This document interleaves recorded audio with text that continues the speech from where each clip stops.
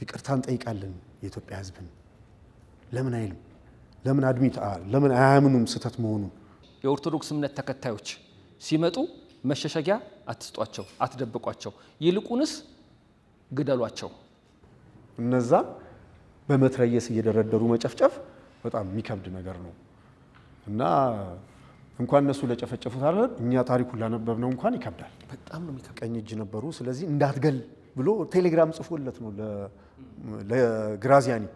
ግራዚያኒ ደግሞ መልስ አረ መገደል አለበት እንዳትገል ተጨቃጭቀው ነው መጨረሻ ላይ እሺ ብሎ ግራዚያኒ ያው ሞሶሎኒ ያለቃው ስለሆነ እሺ ብሎ የላካቸው ወደ ጣሊያን።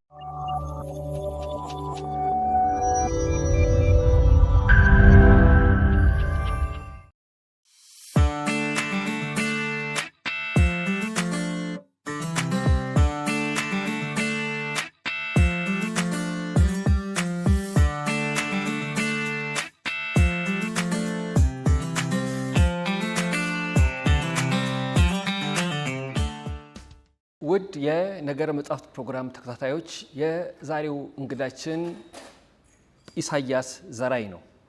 ኢሳያስ ዘራይ በቅርቡ የደብረ ሊባኖስ ጭፍጨፋ ኢትዮጵያ 1929 የተሰኘ መጽሐፍ ለህትመት አብቅቷል።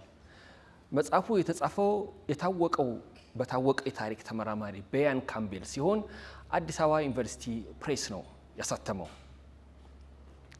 ኢሳያስ በሙያው አካውንታንት ነው። አሁን በግሉ ነው እየሰራ ያለው።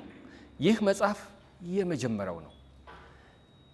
በያላችሁበት ይህንን ፕሮግራም የምትከታተሉ እዚህ አዳራሽ ሆናችሁ ደግሞ መጽሐፉን አንብባችሁ አስተያየት ለመስጠት ጥያቄ ለመጠየቅ የታደማችሁ የመጽሐፉን ተርጓሚ ኢሳያስን ወደ መድረክ እንድትጋብዙልኝ በትህትና ጠይቃለሁ።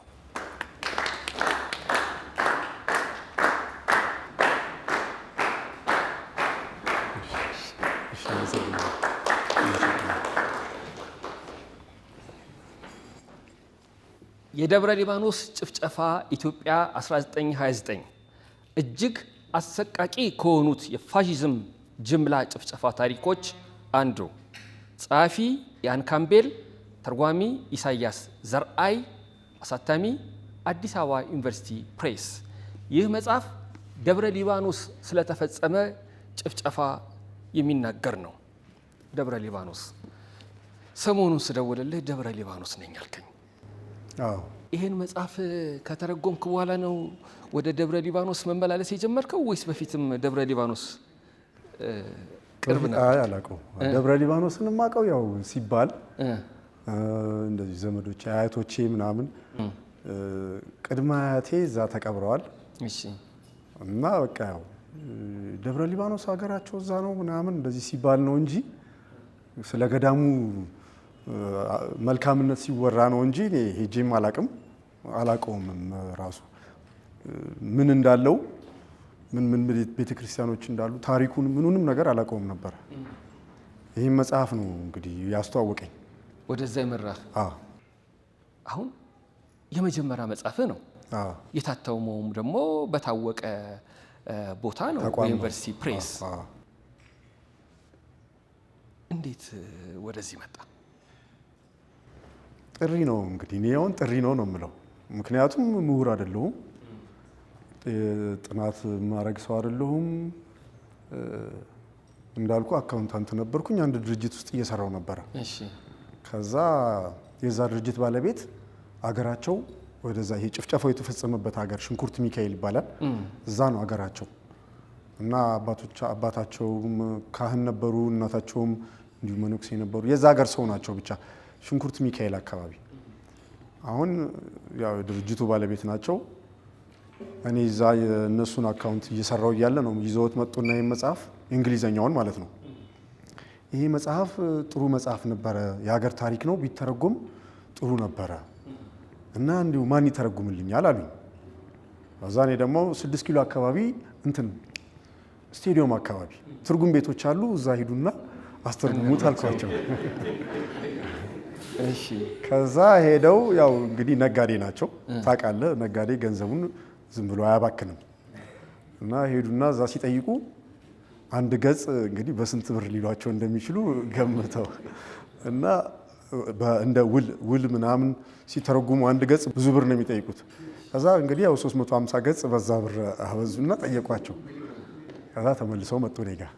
ይህን ሁሉ ብር ከማውጣት ከሰማዕታቱ አንዱ መሆን ይሻላል። ከበድ አላቸው ትንሽና መጡና አይ እኔ እነሱ ደስ አላሉኝም፣ በዛ ላይ ትርጉሙም ትክክል ይተርጉሙት አይተርጉሙት አላቅም፣ የጠየቁኝም ብር ብዙ ነው ምናምን አሉ። ከዛ እኔ ደግሞ አንድ ጓደኛዬ ነበር፣ አሁን ሞቷል ነፍሱን ይማረው። እሱ ይህን የእንግሊዝኛውን መጽሐፍ እያነበበ እያለ አሳይቶኛል አንድ ቀን እና ለአንብበው ስለው ገና አልጨረስኩትም ብሎኝ ሳይሰጠኝ ሞተ። በዚህ አጋጣሚ ነፍሱን ይማረው እስጢፋኖስ ማሞ ወይም ሙሉቀን ማሞ ይባላል። እና እስቲ ለአንብበው ስጡኝ አልኳቸው። ያም ሃይላይት ስለነበረ ያ ጓደኛ ያነበው ስለነበር እሱ ደግሞ ዝም ብሎ ነገሮች አያነብም፣ እየመረጠ ነው የሚያነበው። አሁን ተቀበልኳቸውና ሳነበው የማላውቀው ታሪክ ነው። እንግዲህ እዚህ አዲስ አበባ ሆኜ ከአዲስ አበባ 90 ኪሎ ሜትር ላይ የተደረገ ታሪክ ነው። በጣሊያን ጊዜ ነው። በጣሊያን ጊዜ የነበሩ ሰዎች ሁሉ በሕይወት አሉ። የቅርብ ጊዜ ታሪክ ነው ማለት ነው። ግን አላውቀውም። እንዴት አላውቀውም? በዛ ላይ ደግሞ በጣም ያሳዝናል። እንደገና ደግሞ ሰለጠንኩ የሚል ሀገር እንግዲህ አፍሪካን የማሰልጠን ግዴታ አለብን ምናምን የሚል ሀገር ነው ይህን የፈጸመው። አንዳንድ ሰዎች ጣሊያን ቢገዛን ይሻል ነበረ ምናምን ይላሉ። እንደዚህ የሚያደርግ መንግስት ነው እንደሚገዛን? ቢገዛንማ እስካሁን ስንት ነገር ሊሰራ ይችል ነበረ። በጣም የሚያሳዝን ታሪክ ነው። መነኮሳት ናቸው እንግዲህ አሁን እኛ ሀገር መነኮሳት እንደሚታወቀው ሲያረጁ ከእንግዲህ በቃኝ ምናምን ከፈጣሪን እያመሰገንኩ ነው መኖር የምፈልገው የዓለም ነገር በቃኝ ብለው ልጆቻቸውን ድርጅታቸውን ምናምን ሁሉ ጥለው ነው የሚመነኩሱት። እነዚህ ሰዎች ምን ያደርጉኛል ብሎ ነው ከአልጋ ላይ መውረድ የማይችሉትን እዛው አልጋ ላይ መግደል። ይሄ ስልጣኔ አይደለም፣ ለኔ ይሄ ሰይጣንነት ነው እንጂ ስልጣኔ አይደለም። አርጅተው እየተጦሩ ያሉ እንግዲህ በቁም እንኳን ያሉት እንኳን እሺ ድንጋይ ይወረውሩብኛል ብሎ ሊያስብ ይችላል። ከአልጋ የማይወርዱ አሉ። ታሪኩን ስታነቡት እንግዲህ ታውቁታላችሁ። ቤተ ሰሊሆም የሚባል አለ።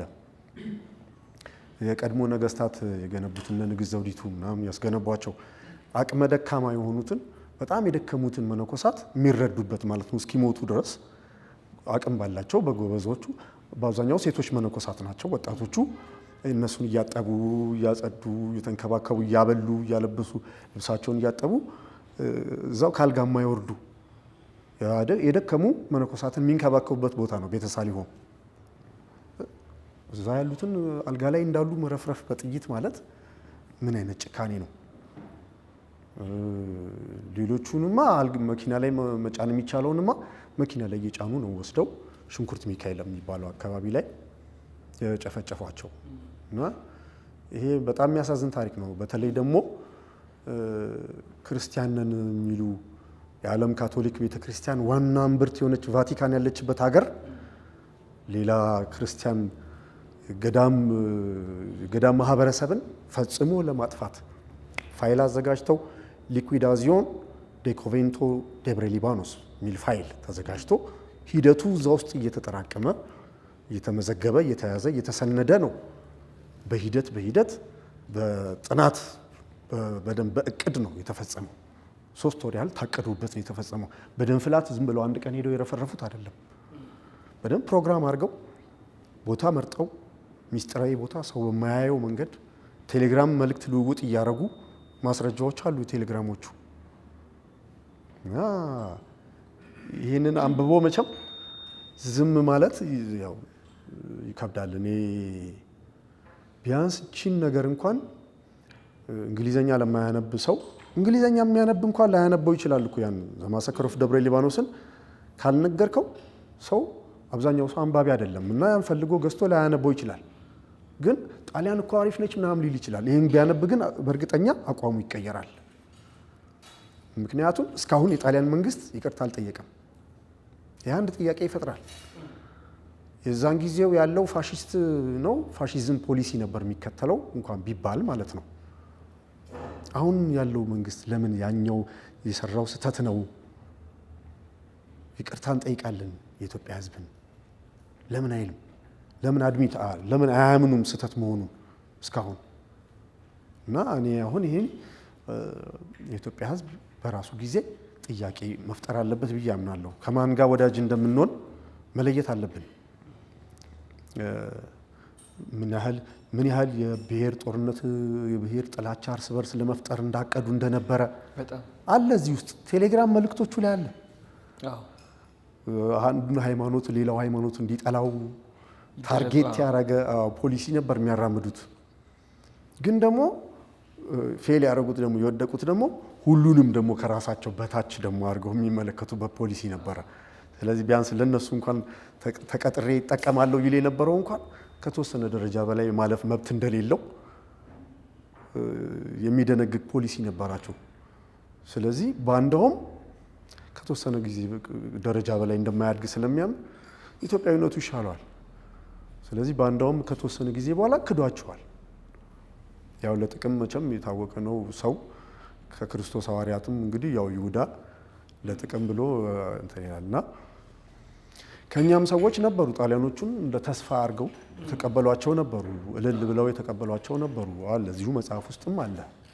የማጠብቃቸው ሁሉ ትልልቅ ማዕረግ የነበራቸው ሰዎች ሁሉ ዋና የጣሊያን አገልጋይ ሆነው ሲሰሩ እንደነበረ፣ በኋላ ግን እንደማይጠቅማቸው አወቁት። ፖሊሲው አይፈቅድም። ከዚህ ማዕረግ በላይ ከዚህ ደረጃ በላይ ነጭ ብቻ ነው ይላል እና ይህን ሳይ ነው እንግዲህ መጽሐፉን ተርጉሜ ቢያንስ ለሀገር የሆነ ሐውልታቸው ይሆናል ብዬ ነው። ለሞቱት ሰማዕታት መታሰቢያቸው ይሆናል። እንደገና ደግሞ ለሀገርም ቅኝ መገዛት ማለት ምን ማለት እንደሆነ፣ የሀገር ፍቅር ማለት ምን ማለት እንደሆነ፣ ለእግዚአብሔር ራስን ማዘጋጀት ምን ማለት እንደሆነ እና እኔም ላይ ትልቅ ተጽዕኖ ፈጥሮብኛል። ለዛ ነው አንዳንዴ ከሆነ ጉዳይ ጋር ቅርበት ባበጃችሁ ቁጥር ይስባችኋል።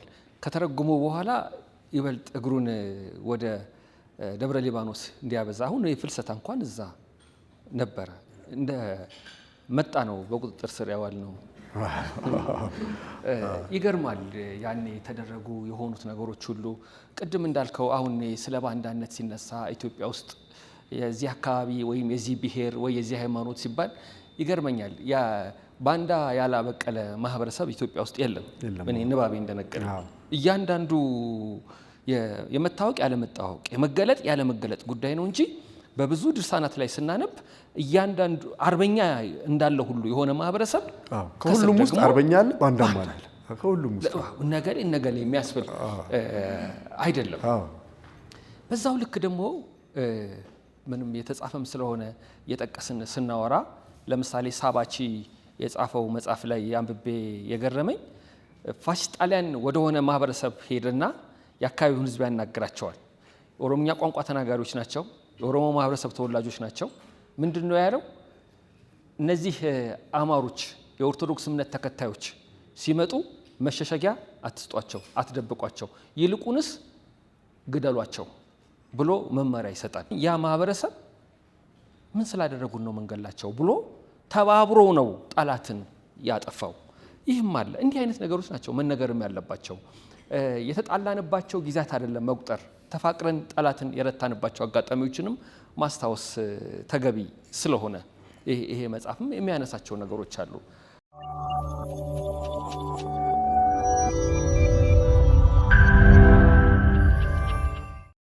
ይህን መጽሐፍ እንዳነበብኩ እንኳንም ተረጎምኮ ብዬ ደውዬ ነግሬህ ነበረ። መተርጎም ብቻ አይደለም ማለት ስለፈለገ ስለቻለ ብቻ አይደለም የተረጎመው። መግቢያውም ላይ ምን ይላል? አንዳንድ ጥያቄዎች ነበሩኝ። ደብረ ሊባኖስ ሄጄ የገዳሙ አስተዳዳሪ እና እዛ አካባቢ ያሉ ሰዎችን በምጠይቅበት ጊዜ ላስተባበሩት ለገሌ ገሌ አመሰግናለሁ ሲል ስም እየጠቀሰ አንድ ያልተመለሰለት ጥያቄ ነበር ማለት ነው። እንደገና ደግሞ መጽሐፉ መጨረሻ ላይም ተርጉሞ የሚጨምረው ነገር አለ። ልክ ያን ካምቤል ከጻፈ በኋላ እሱም እኔ ሄጄ እንዳረጋገጥኩት የሚለው ነገር አለ። አንዳንድ ጥያቄዎች ስትል እንድትጠራጠር ወይም ደግሞ ተጨማሪ መረጃ ማግኘት እንዳለብህ እንዲሰማህ ያደረጉ ክፍሎች የትኞቹ ናቸው? አንደኛው እንዴት ገዳሙ እስከዛሬ ይህን ታሪክ እንዲታወቅ አላረገም? ራሱ ገዳሙ ማለት ነው።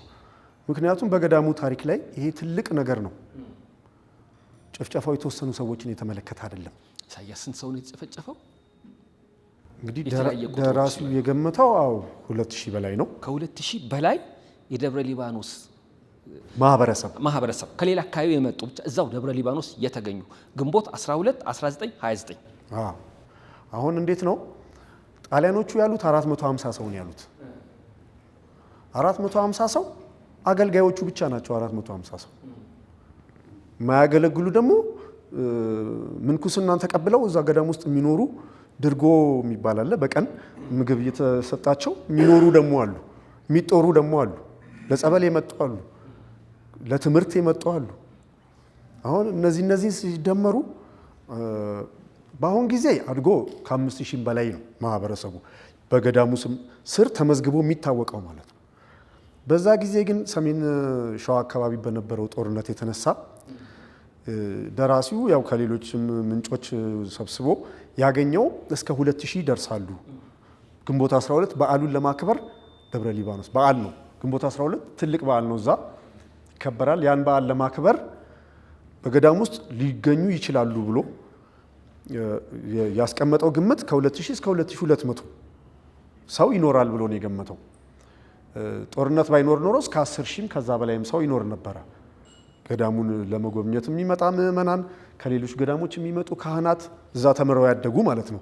ሌላ ቦታ ስራ የያዙ ግንቦት 12 አይቀሩም። ሌላ ቤተክርስቲያን የሚያገለግሉ ይመጣሉ። ገዳሙ ውስጥ ደግሞ 700 ወንዶች፣ 300 አካባቢ ሴቶች፣ ወደ 1000 መነኮሳት ቋሚ የገዳሙ ነዋሪዎች አሉ። ጸበል ለመጠመቅ የሚመጡ አሉ። እንደገና ደግሞ ምዕመናን ደግሞ አሉ። እነዚህን ደምሮ በትንሹ ከ2000 እስከ 2200 አካባቢ ሰዎች ግንቦት 12 ላይ ይገኛሉ በዛ ጊዜ ብለው አስቀምጧል። ጥናቱን ማስረጃ አቅርቦ ማለት ነው።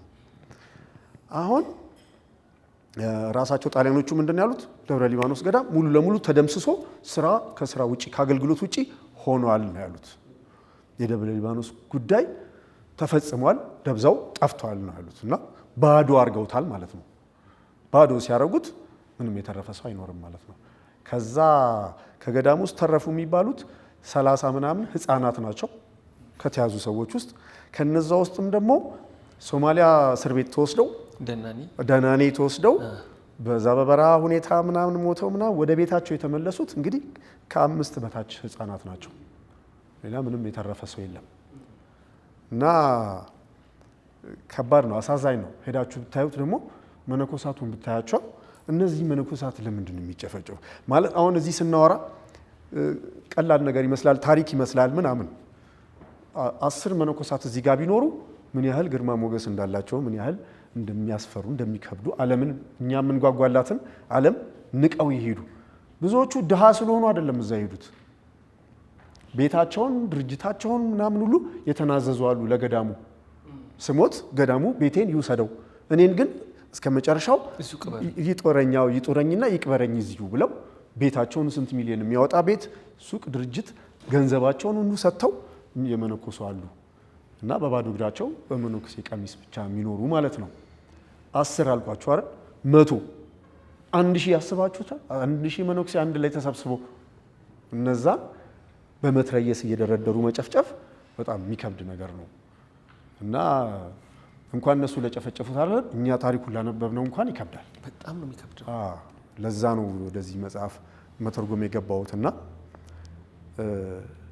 እልልልል ይሉ ነበር አንዳንዶቹ ሲገደሉ ሰማዕትነትን እንዳገኙ ቆጥረውት ማለት ነው። ይሄ ጸጋ ነው ብለው ማለት ነው። ሰማዕት ሆንኩኝ በቃ ነፍሴን እግዚአብሔር ይቀበላታል ብለው ሲተኮስባቸው እልልልል የሚሉ ነበሩ እና ይሄ በጣም አሳዛኝ ታሪክ ነው። ለገ ወልዴ የሚባል አካባቢ ፊንጫውን አሁን አንተ ደብረ ሊባኖስ ይሄ ታሪኳን አለ ማሳወቋ አልክ። ልክ ነው። አንድ ጥያቄ ቅድም አልመለስኩልህም። ደግሞ ሌላኛው ጥያቄ ደግሞ የሆነብኝ ነገር እንግዲህ ያው ትርጉም ሲተረጎም ኃላፊነት አለ። የራሴን መጨመር አልችልም፣ መቀነስ አልችልም፣ ማካበድ አልችልም፣ ወይም ደግሞ ማቃለል አልችልም። የደራሲው አገላለጽ ማስፈር አለብኝ። ያንን ኃላፊነት እየተወጣሁ ማለት ነው። እንግዲህ በቻልኩት መጠን በዲክሽነሪዎችም በምንም በራሴም እንደገና አንድ ጽሁፍ እዛ ላይ ነበረች። መታሰቢያ ቤት ተሰርቶላቸዋል። አጽማቸው ተሰብስቦ አንድ ቦታ ተቀምጦ ከነጻነት በኋላ ማለት ነው። እዛ ግድግዳው ላይ ጣሊያን በ1929 የጨፈጨፋቸው 1000 መነኮሳት አጽም እዚህ እንዲያርፍ ተደርጓል የሚል ጽሁፍ በአማርኛ ተጽፏል ይላል መጽሐፉ ላይ። ስለዚህ እሱ ከአማርኛ ወስዶ ጻፈው ወደ እንግሊዘኛ። እኔ ደግሞ ከእንግሊዘኛ ወስጄ ወደ አማርኛ ስጽፈው እዛ ግድግዳ ላይ ካለው ጽሁፍ ጋር ልዩነት እንዳይፈጠር ለማየት ሄድኩኝ። ደስ ይላል። ያን ጽሁፍ አማርኛ ከሆነ ለምን እንዳለ አላስቀምጠውም ብዬ እሱን ለማየት ሲሄድ ያው አጋጣሚ ቤቱ ፈርሷል፣ ጽሁፉም የለም እና ያ ደግሞ እንደገና ሌላ ጥያቄ ፈጠረብኝ። ገዳሙ እስካሁን ይህን ታሪክ እንዲታወቅ አላረገም። አንድ ደግሞ ያለች ጽሁፍ መስረጃ ብትኖር እሷም ለምን ጠፋች ብዬ ያው ፕሮግራም አስይዤ አስተዳዳሪዎቹን ቀርቤ ጠይቄያለሁ። እንግዲህ ቤተ ምርፋቅ ይባላል መሰብሰቢያ አዳራሻቸው። 12 ሊቀ ካህናት ናቸው የሚያስተዳድሩት ደብረ ሊባኖስን። ደብረ ሊባኖስ ማለት አንድ ትንሽ ግቢ አይደለም፣ ትልቅ ወረዳ ነው። ወረዳው ራሱ ስያሜው ደብረ ሊባኖስ ነው። እኔ እንኳን ያየኋቸው 10 ምናምን ቤተ ክርስቲያኖች አሉ ደብረ ሊባኖስ ገዳም ውስጥ 10 ምናምን ቤተ ክርስቲያኖች አሉ። ትልቅ ከተማ ወይም ደግሞ እሺ በእኛ በአዲስ አበባ ቀበሌዎች ምናምን የሚያክል ደብረ ሊባኖስ ገዳም እና እሱን የሚያስተዳድሩ 12 ሊቀ ካህናት ናቸው። እነሱ ጋር ቀጠሮ እንዲያዝልኝ አድርጌ ጠየቅኳቸው። ይሄ ጽሁፍ እንዴት አንድ ማስረጃ ይጠፋል? ሙሉ ገዳሙ የተጨፈጨፈበት ታሪክ እንዴት ማስረጃ አይኖርም? ለትውልድ የሚገልጽ ነገር፣ ይህን ታሪክ የሚዘክር ነገር እንዴት አይኖርም ብዬ ስጠይቃቸው ያው እኛ አካባቢው ንጽህና ትንሽ እየተበላሸ ስለመጣ ለጽዳት ብለን ለልማት ብለን ያፈረስ ነው ምናምን አሉኝ። ያው ከዚህ ነገር በስተጀርባ ወደፊት ይፋ የምናደርገው አንዳንድ ፍንጮች የሰማነው ነገር አለ። ያው እጃቸው ረጅም ነው ጣሊያኖቹ። ለማንኛውም ይችን እዚህ ጋር እንተዋትና ጥናቴን በደንብ አስተካክዬ ያንን ወደፊት አቀርበዋለሁ። እነዚህ ናቸው ጥያቄዎች የሆኑብኝ ማለት ነው። አይ እንኳንም ሄድክ ይሄ የተባለውን እንዳለ ከመተርጎም እድሉ ካለ ዋጋ መክፈል ማጣረት ማለት ነው። አዎ በቃ ህይወታቸውን ሰውተዋል፣ ዋጋ ከፍለዋል እነዚህ ሰዎች። ስለዚህ አንተ ከዚህ ተነስተ 90 ኪሎ ሜትር አቋርጠ ሄደ ማጣራት እና ቁጭትህ ራሱ መጽሐፉ ከተጻፈ በኋላ ያለበት ሁኔታ ራሱ መጽሐፍ መቻሉን ነው የወደድኩት። እንደው እዚህ መጽሐፍ ላይ የሚላል ኢትዮጵያውያን የታሪክ ተመራማሪዎች ምን ነው ቸላሉት? ለምንድን ነው ያን ካምፔን መምጣት ነበረበት? ግራዚያኒን ለመግደል ስለተደረገ ሙከራ አንድ ዳጎስ ያለ መጽሐፍ ለመጻፍ ያን ካምፔን መምጣት ነበረበት። ደብረ ሊባኖስ ስለተጨፈጨፉ መነኮሳትና የሃይማኖት ሰዎች ለመጻፍ የታሪክ ተመራማሪዎቻችን የት ነው ያለውት? አሁን እኔ እንዳይቀየሙኝ የታሪክ ተመራማሪዎቻችን እዚህ ቢሆኑም ውጭ ሀገር ናቸው ያሉት። እዚህም ቢሆኑ ስለ ሀገር ማንሳት ስለ ሀገር መመራመር ትርፉ መዘዝ ነው ያሉ ይመስለኛል። እና ትንሽ አታነካካን የሚሏል ኧረ ተወን እንኑርበት ምናምን የሚሉ ይመስለኛል የሀገር ምሁራን። ከበላይ መብቱ ካልተሰጣቸው በስተቀር የሀገር ጉዳይ ውስጥ መግባት የሚፈልጉ አይመስለኝም። የማያነካካውን እንደ ይሄ አሁን ፕሪሚየር ሊግ ምናምን አለ አይደል? አሁን ሚዲያዎች ከማንም ስለማያነካካ እሱን በነፃነት ነው የሚገልጹት ስለ እግር ኳስ እና አሁንም የኛ ምሁራኖች የማያነካካ እንትን ውስጥ ነው ያሉት፣ እውቀት ውስጥ ነው ኤክሰርሳይዝ የሚያደርጉት ይመስለኛል እንጂ ምክንያቱም እንደሚመስለኝ ምሁራኖች ኢትዮጵያ ውስጥ በየትውልድ ተመተዋል። ያን የራሱ ጣሊያኖቹ ሲገቡ መጀመሪያ እርምጃ የወሰዱት ውጭ ሀገር ተምሮ የመጡት ላይ ነው እና እነሱ ባይመቱ ኖሮ ምናልባት እውቀትን ከኢትዮጵያዊነት ጋር ለአዲሱ ትውልድ አብረው እያዋሃዱ ያስረክቡ ነበር ይመስለኛል። እነሱ ተመቱና አዲስ ትውልድ ደግሞ መጣ በእውቀት አብዮት ደግሞ እሱም መታው። ከዛ በኋላ የተማረው ነው መጀመሪያ የሚታጨው የተማረ ነው መጀመሪያ የሚመታው። ስለዚህ አሁን እንደምንም ብለው ተደብቀው የሆነ ዕውቀት ደረጃ ላይ የደረሱ ምሁራን ይፈራሉ ይመስለኛል። የሚያነካካ ነገር ህይወታቸውን አደጋ ላይ ሊጥል የሚችል ነገር እና ራሱ ገና ካለባበሳቸው ስታይ ጨመት ደግሞ ተቆስ ብለው ምናምን ብለው መታየት አይፈልጉም እና በህቡ ነው የሚንቀሳቀሱት። አንዳንድ ጥያቄዎች ሲኖሩኝ እንደዚህ ከአንዳንድ ሰዎች ጋር ስናወራ ምን ሲሉ ያጋጥመኛል፣ አይ ላንተ ልንገርህ ግን በሚቀረጽ አይደለም ይላሉ። የሚገለጥበት ጊዜ ይመጣል ሲሉ ያ ጊዜ መቼ ነው? አሁን ለምንድን ነው ይህን ያነሳሁት? እንዳልከው አንዳንዱ እየጻፈ ነው የሚችለውን እየተናገረ ነው በተገኘው አጋጣሚ። የሉም ማለት አይደለም አሉ። የሉም ማለት አይደለም። እኔም ወዳጆች አሉ የታሪክ ተመራማሪዎች። የሉም ማለት አይደለም፣ ግን እያሉ የሌሉ ግን አሉ። ይህንን በድፍረት እንናገራለን። ስለ ፋሺስት ጣሊያን አንብበን የወደድናቸው መጽሐፍት በአብዛኛው የትርጉም ስራ መሆናቸው ምን ማለት ነው? አሁን እዚህ መጽሐፍ ላይ ሬፈረንስ ያን ካምቤል የጻፋቸው ሬፈረንሶች ወደ 80 የሚጠጉ ሬፈረንሶች እንግሊዘኛ ናቸው። ስለ ጣሊያንና ኢትዮጵያ ወረራ የጻፉት እንግሊዘኛ መጽሐፎች ናቸው። የውጭ ዜጎች ከ80 በላይ መጽሐፎች አሉ። 80 አይደለም 800 መኖር ነበረበት። የኛው ታሪክ ነው። እዚሁ አርበኝነት የተሳተፉ ሰዎች አሉ። ማስረጃ አለ። በየአድባራቱ ራሱ እንኳን ብዙ የተጻፉ ታሪኮች ሊኖሩ ይችላሉ። በየቤቱ በየመኖሪያ ቤቱ የኔ አያት በዚህ ጦርነት አውድማ ነበር የተሳተፉት፣ እዛ ላይ እንደዚህ ተከስቷል ምናምን ጥናት የሚያደርግ የለም እንጂ ቢያንስ እኛ ጋር 800 መኖር ነበረበት። ከዛ በኋላ ከዚህኛው አንድ ነገር ስናገኝ ከዚህ አንድ ነገር ስናገኝ ሙሉ ታሪክ ሊኖረን ይችላል። አሁን ግን ሙሉ ታሪኩን ሰውየው እንኳን ሪፈር ያደረገው ከውጭ መጽሐፎች ነው። 80 ምናምን መጽሐፍ ከኛ ከሀገር ውስጥ እንግዲህ 10 ምናምን ቢሆኑ ነው ምናልባት ጥቂት ነው። አሁን እኛ ጋር ለምሳሌ አፄ ኃይለ ሥላሴ ያረጉት በጣም የሚገርመኝ በየመቶ በሄደ መንግስት ሁሉ ቢደረግ ደስ ይለኝ የነበረ አንድ ተግባር ነበረ። በመርሴ ሀዘን ወልደ ቂርቆስ በብላታ የሚመራ አንድ ቢሮ ተቋቁሞ በፋሺስት ጣሊያን ዘመን ጀብዱ የፈጸማችሁ ወይም ሲፈጸም ያያችሁ መከራ የደረሰባችሁ የታገላችሁ ያታገላችሁ ታሪኮቻችሁን ጽፋችሁ ብትመጡ መንግስት ሊያሳትም ዝግጁ ነው የሚል ተነግሮ ነበር። አይገርምም? በጣም ነው ደስ የሚለው። ለዛ ነው ቀሪን ገረመው ያነበብነው። ለዛ ነው ጎንደሬው ገብረ ማርያምን ያነበብነው። ለዛ ነው ብዙ ታሪኮችን ስለና አብዲሳ ጋር ያነበብነው። ማስታወቂያ ወጥቶ ነው። ተመስገን ገብሬ ስለ የካቲት 12 ጽሑፍ የጻፈልን እንዴት እንደሚጻፍ ለማሳየት ነው። ታሪክ ያላችሁ ሲፈጸም ያያችሁ በወንድሞቻችሁ በቤተሰቦቻችሁ ላይ መከራ የደረሰ አደጋ የደረሰ ለታሪክ መቆየት ስላለበት በ5 ዓመታት ውስጥ ያጋጠሙ ታሪኮች መታችሁ ብትነግሩን የሚጽፍላችሁ ባለሙያ ተዘጋጅተዋል። ተመልከቱ፣ ጻፉ ብቻ አይደለም፣ ቢቻል ፎቶግራፎቻችሁ ቢኖር ጥሩ ነው ተብሎ ተነግሯል። ያን ሰሞን ይሄ እኮ በጣም በቃ የሚያስመሰግን ነው። አንድ ጊዜ ቢጨበጨብላቸው መልካም ነው። በዚህ አጋጣሚ አንድ የተደነቁበትንም ነገር ልንገራችሁ። ጣሊያን እንደዛ ዘረኛ ሆኖ ኢትዮጵያኖች ከዚህ ደረጃ በላይ ማለፍ አትችሉም፣ ለኔ አሽከር ሆናችሁ ብታገለግሉም ጥቁር ከዚህ ደረጃ በላይ ማለፍ አይችልም ብሎ የዘረኛ አቋም ሲይዝ ማለት ነው።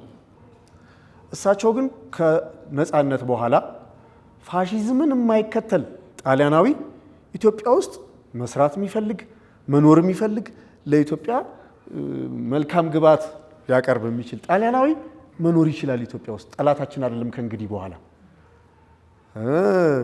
ኢትዮጵያውያኖች ደግሞ ጠላቶቻችንን አንዴ አሸንፈናቸዋል። ሲማረኩ በእጃቸው ላይ የያዙትን መሳሪያ ተቀብለን በነፃነት ወደ ሀገራቸው እንመልሳቸዋለን።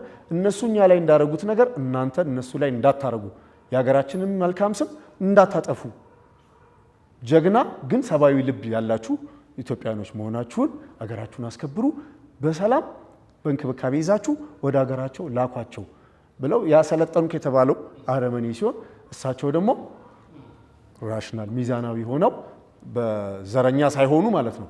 እኛ የተዋጋ ነው ፋሺዝምን ነው እንጂ ጣሊያናዊ ዜጋን አይደለም። ጣሊያናዊ ዜጋ ጋር ጸብ የለንም ብለው እስከ ቅርብ ጊዜ እንግዲህ ያው እንደምታውቁት ጣሊያን ክልስ ነው ሲባል በነፃነት ዘና ብሎ ይኖራል። ጣሊያን ነው ምናምን ሲባል እንደ ጠላት አናየው፣ ያኔ ይቅር ስላልናቸው ማለት ነው። እና ይህንን ለኢትዮጵያ ሕዝብ ያስተማሩት ዘረኛ ያልሆኑ አፄ ኃይለ ሥላሴ ናቸው። ይህንን ይያዝላቸው። ያው ሁሌም እንደምንለው እያንዳንዱ ንጉሥ፣ እያንዳንዱ የሀገር መሪ፣ እያንዳንዱ ፕሬዚዳንት፣ እያንዳንዱ ጠቅላይ ሚኒስትር እንደየርዕሰ ጉዳዩ የሚደነቅበትም የሚንኳሰስበት ጉዳይ አለው። ይህንን በተመለከተ ያላቸው አቋም የሚደንቅ ነበረ።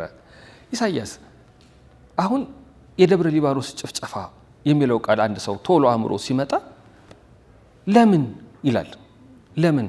የካቲት 12 1929 አዲስ አበባ የሆነውን አየን። የተማረው አለቀ። ግንቦት 12 1929 ደግሞ ደብረ ሊባኖስ በሺህ የሚቆጠሩ መነኮሳትና የሃይማኖት ሰዎች እንዲሁም ተራው ማህበረሰብ በሰልፍ ነው እኮ የተገደሉት። ያስደነግጣል ስታነቡት እንዴት እንደሚሰቅቅ። ለምን ደብረ ሊባኖስ ማለት እነዛ ሁለቱ ወንድማማቾችን አሁን የነሱ ሞገስ አስገዶምና አብርሃ ደቦጭ የነሱ የራስ ካሳ ልጆች እነሱ እኮ አርበኝነት ላይ ነው። አርበኝነት ላይ ነው። አሁን ራስ ካሳ ገበዝ ነበሩ፣ ደብረ ሊባኖስ ገበዝ ነበሩ። ለንግስና ግን ከጃንሆይ ይቀርማሉ። ለአልጋው ቅርብ ነው ዘራቸው ማለት ነው። በትውልድ አረጋቸው ንጉስ መሆን የሚገባቸው እሳቸው ነበሩ። ግን ሃይማኖተኛ ስለሆኑ ፖለቲካው ስለማይገቡ ነው። እሳቸው ደብረ ሊባኖስ ገበዝ ነበሩ። አሁን ልጆቻቸው ግን ሰሜን ሸዋ ላይ ነበር። አሁን አርበኝነትን ታሪክ ብታነቡ ትልቅ አርበኝነት እንቅስቃሴ የነበረው ሰሜን ሸዋ ነበር፣ መጀመሪያ ላይ ጣሊያን እንደገባ ማለት ነው። በኋላ ነው ወደ መላው ሀገሪቷ እየተስፋፋ ሄደው እና ሰሜን ሸዋ የራስ ካሳ ግዛት ነው።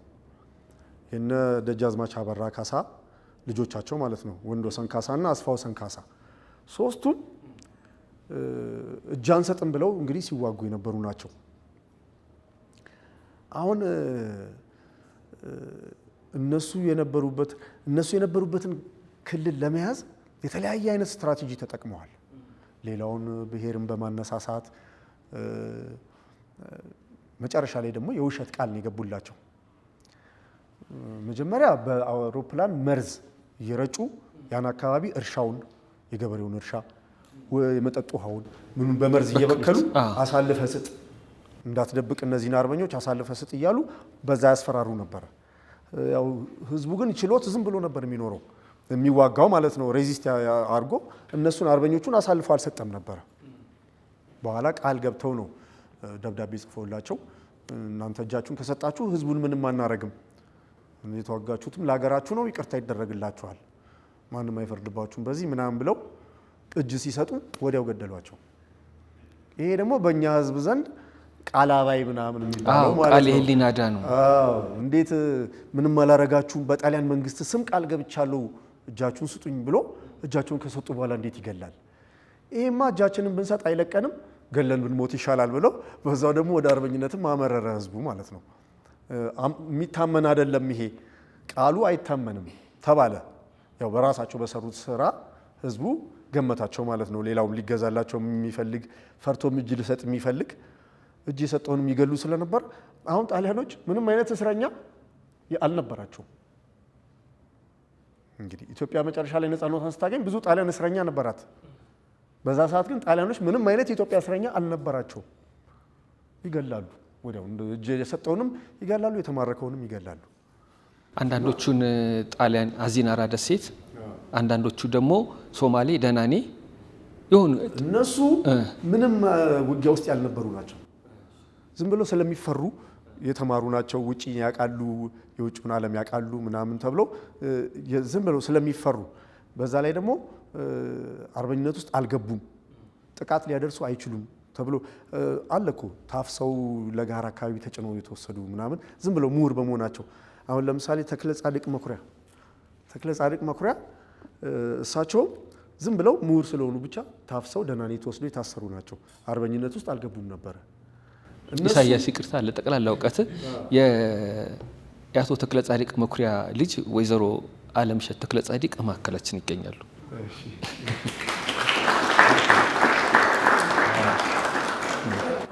እንግዲህ ያው ምንም አልዘባረኩም መሰለኝ።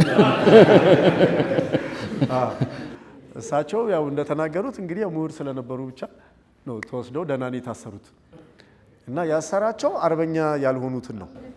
አይ የታሰሩት የተማሩ ስለሆኑ ህዝቡን ያነቃቃሉ ብሎ የሚፈራቸውን ነው። እኔ አሁን እስረኛ ያልኩት ቅድም ስለ አርበኛ በጦርነት አርበኛውን በሙሉ ገደሏቸው። እጁን የሰጠ ወይም የተማረከ ጦርነት ላይ የነበረን ማለት ነው ይገደል ነበረ። ስለዚህ ወታደር ምርኮኛ አልነበረም። እንግዲህ ካለ ንገሩኝና አስተካክላለሁ። ምናልባት እነ ራስ ምሩ መጨረሻ ላይ ራሱ ሙሶሎኒ የኃይለ ሥላሴ ቀኝ እጅ ነበሩ። ስለዚህ እንዳትገል ብሎ ቴሌግራም ጽፎለት ነው ለግራዚያኒ። ግራዚያኒ ደግሞ መልስ አረ መገደል አለበት እንዳትገል ተጨቃጭቀው ነው መጨረሻ ላይ እሺ ብሎ ግራዚያኒ ያው ሙሶሎኒ ያለቃው ስለሆነ እሺ ብሎ የላካቸው ወደ ጣሊያን እንጂ እስረኛ መገደል አለበት ነበር ፖሊሲያቸው። ስለዚህ ያው የራስ ካሳም ልጆች እንደዛ ቃል ተገብቶላቸው እጃቸውን ሲሰጡ ተገለዋል። ያው ከደብረ ሊባኖስ ጋር ግንኙነት አላቸው ብሎ ማለት ነው። ሌላው ደግሞ አቡነ ጴጥሮስ ናቸው። አቡነ ጴጥሮስ እዚህ እንግዲህ ፓትሪያርክ ሊሆኑ ይችላሉ ተብሎ እጩ ከተደረጉ 4 ጳጳሳት ኢትዮጵያዊ ፓትሪያርክ ለማድረግ ለመጀመሪያ ጊዜ ማለት ነው። እስከዛ ጊዜ ግብጽ ነበሩ፣ ግብጻዊ ኮፕቲኮች ነበሩ ፓትሪያርክ የሚሆኑት እና ኢትዮጵያዊ እንዲሆኑ 4 ከተመረጡት ውስጥ አንዱ አቡነ ጴጥሮስ ነበሩ። እሳቸው ሊሆኑ እንደሚችሉ የወደፊቱ ፓትሪያርክ ይታወቃል። በአብዛኛው ሕዝብ ዘንድ ተቀባይነት አላቸው እና እሳቸውን እንግዲህ ሕዝቡ እንዲገዛልኝ አሳምኑ ሲላቸው እምቢ ብለው ከአዲስ አበባ ሸሽተው ደብረ ሊባኖስ ነበረ ተቀምጠው የነበሩት። 2 ነጥብ ያዘ ማለት ነው በደብረ ሊባኖስ ጉዳይ እና ሌሎች ቤተክርስቲያኖችም ሌሎች ካህናትም አልተስማሙም። ከዛ በፊት ደግሞ ካቶሊክ እምነት ወደ ኢትዮጵያ ሲመጣ ድሮ ማለት ነው ህዝቡ እንዳይቀበል ኦርቶዶክስ ቤተክርስቲያን ነበረች ህዝቡን ታስተባበር የነበረችው ብለው ያምናሉ። እንግዲህ ጣሊያኖቹ ለነሱ ስልጣን ደግሞ የሚመቻቸው ካቶሊክ ነው። ምክንያቱም የዓለም ካቶሊክ ዋናው መንበር ያለው ቫቲካን ሲቲ ጣሊያን ውስጥ ስለሆነ ማለት ነው። ስለዚህ ኦርቶዶክስ ቤተክርስቲያን እንደ ጠላት ነው የሚያዋት። ትንቢት ተናጋሪዎችም አሉ ጣሊያኖች ለቀው ይሄዳሉ እያሉ ህዝቡን የሚያበረታቱ ምናምን። ስለዚህ ኦርቶዶክስ ቤተክርስቲያንን ለመምታት ዋናው ማዕከሉ ደብረ ሊባኖስ ገዳም ነው ብለው ያምናሉ። ብዙዎቹ ከዛ እየተማሩ እየወጡ ነው ጳጳስ ደረጃ የሚደርሱት ፓትሪያርክ የሚደርሱት። በየቤተ ክርስቲያኑ ሊቃውንት እየሆኑ የሚቀጠሩት ደብረ ሊባኖስ ነው የሚማሩት። ደብረ ሊባኖስ ከ1000 በላይ ተማሪዎች አሉ። በአሁኑ ሰዓት እንኳን ብትሄዱ ከ1000 በላይ ተማሪዎች አሉ። የአብነት ትምህርት፣ ቅኔ፣ ዜማ፣ ድጓ፣ አቋቋም ምናምን ሁሉ የሚማሩ በደረጃቸው ከህፃን ልጅ ጀምሮ እንግዲህ የቤተ ክህነት ትምህርት አብነት ትምህርት የሚባሉት እስከ 40 ዓመት ሊፈጁ ይችላሉ። ትምህርቶቹ 40 ዓመት ማለት ነው እና ያንን ትምህርት የሚማሩት ደብረ ሊባኖስ ነው። ስለዚህ ደብረ ሊባኖስ ገዳም ሙሉ ለሙሉ ከተደመሰሰ ሌሎች ቤተክርስቲያኖች ይፈራሉ። ሰብሳቢ አይኖራቸውም፣ በምሁራን የሚመግባቸው አይኖርም። እንደገና ደግሞ ዋናው ማዕከላቸው ሲመታ ይፈራሉ፣ ይገዛሉ ለጣሊያን። ያኔ አርጉ የተባሉትን ያረጋሉ።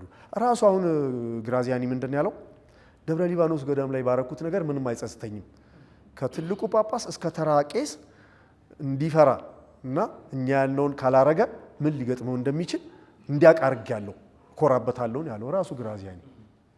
ስለዚህ ዓላማው መጀመሪያውኑ ኦርቶዶክስ ቤተክርስቲያን ቅስሙ እንዲሰበር፣ ያኔ ደግሞ ህዝቡን አሳምን ሲባል እየወጣ ህዝቡን እንዲሰብክ ለጣሊያን ተገዙ እያለ ህዝቡን እንዲሰብክ ነው ዋናው ደብረ ሊባኖስ ገዳም የተጨፈጨፈበት።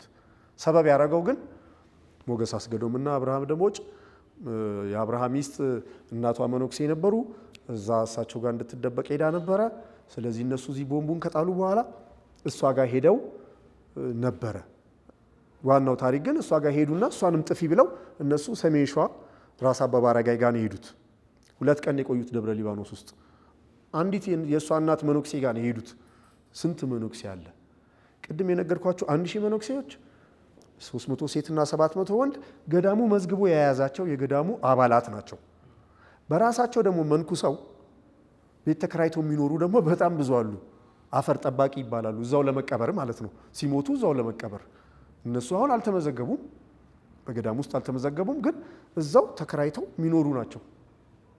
እንደዛ ሊሆኑ ይችላሉ። የእሷ እናት አባልም ሊሆኑ ይችላሉ። አንድ መነኩሲት ናቸው፣ ግን ያን ሁሉ ማህበረሰብ አይወክሉም። እነሱ ጋር ሄዱ። እሷን ጥፊ ያሏት። ከዛ እነሱ አርበኞች ጋር ሄዱ። ያደረሳቸውን ስምዖን አደፍርስ የሚባለው ታክሲ ሹፌር አትመለስ እያሉት እምቢ ብሎ ተመለሰ።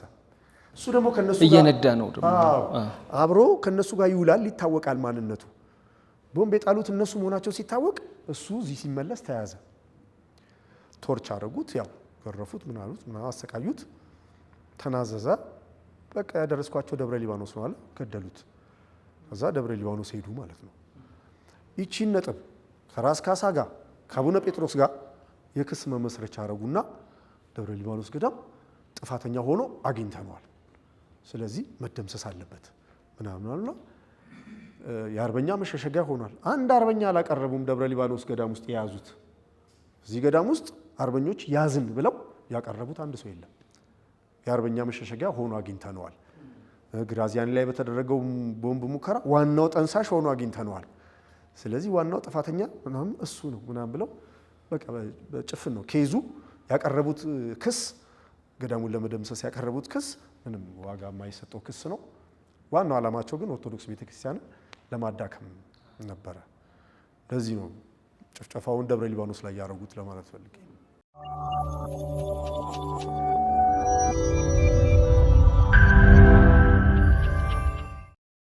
ስለ አቡነ ጴጥሮስ ይታወቃል። ስለ አቡነ ሚካኤል ብዙ አይታወቅም።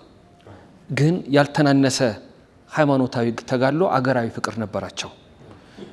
የአቡነ ሚካኤል የብፁዕ አቡነ ሚካኤልን ሐውልት ያየሁት እዛ ጎሬ ሄጄ ነው አለ። እዛ ያም አለ ለማለት ራሱ በሚያስቸግር መልኩ ነው።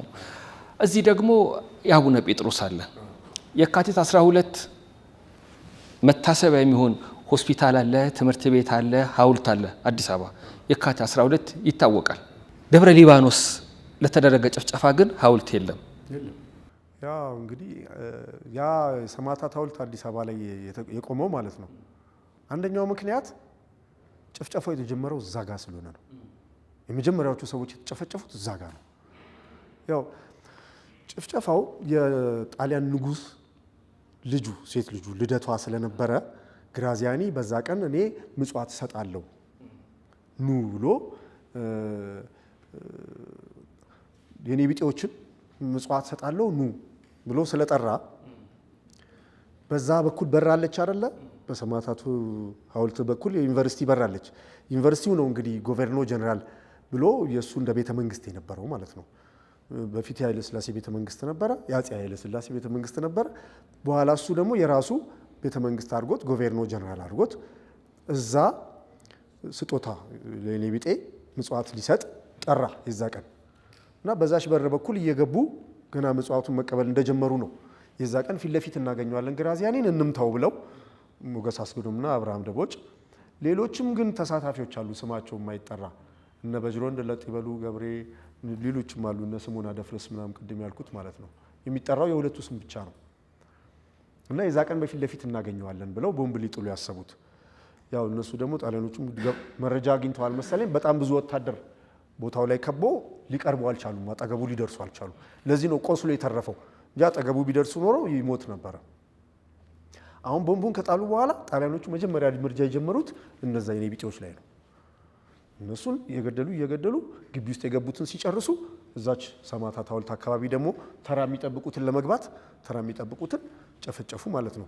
ጥይት ያላገኙት በአካፋ በዶማ በምናምን ባገኙት ብረት እየመቱ አካፋው ሚካኤል ይባላል እኮ በአካፋ የሰው ጭንቅላት እየተቆረጠ እንዲህ ሲንከባለል የነበረበት ቀን ነው እና ከዛ በኋላ ነው ወደ መላው አዲስ አበባ አካፋው ሚካኤል። እዚህ ደግሞ ምስካየ ሕዙናን ስሙ ደስ ሲል የሀዘንተኞች መጠጊያ መከለያ። ከዛ በኋላ ነው እንግዲህ ወደ ሌላው የሄዱትና ብዙ ጊዜ ያው ሐውልት የሚቆመው እዛ ያ ድርጊት የተፈጸመበት ቦታ ላይ አይደለ? የሰማዕታቱ መታሰቢያ እዛ ሰማዕታቱ የተጀመረበት ጭፍጨፋው እዛ ቦታ ላይ ስለሆነ ነው። የአርበኞችም ሐውልት ለምሳሌ አይተህ እንደሆነ በድል በር በኩል ገቡና አርበኞቹ ንጉሱን አጅበው እዛ ድረስ ደርሰው እዛ ጋ ነው ንጉሱ ወደ ቤተ መንግስት የገቡት። ስለዚህ ያ አርበኞች ሐውልት የተሰራው እዛ ድረስ አርበኞቹ መጥተዋል፣ ንጉሱን አጅበው ማለት ነው። በጎጃም በኩል ሲገቡ በድል በር በኩል ገብተው እና ያ ቦታዋንም ለመዘከር ይመስለኛል እንጂ ሌሎቹን ለመዘንጋት አይመስለኝም። ደግሞ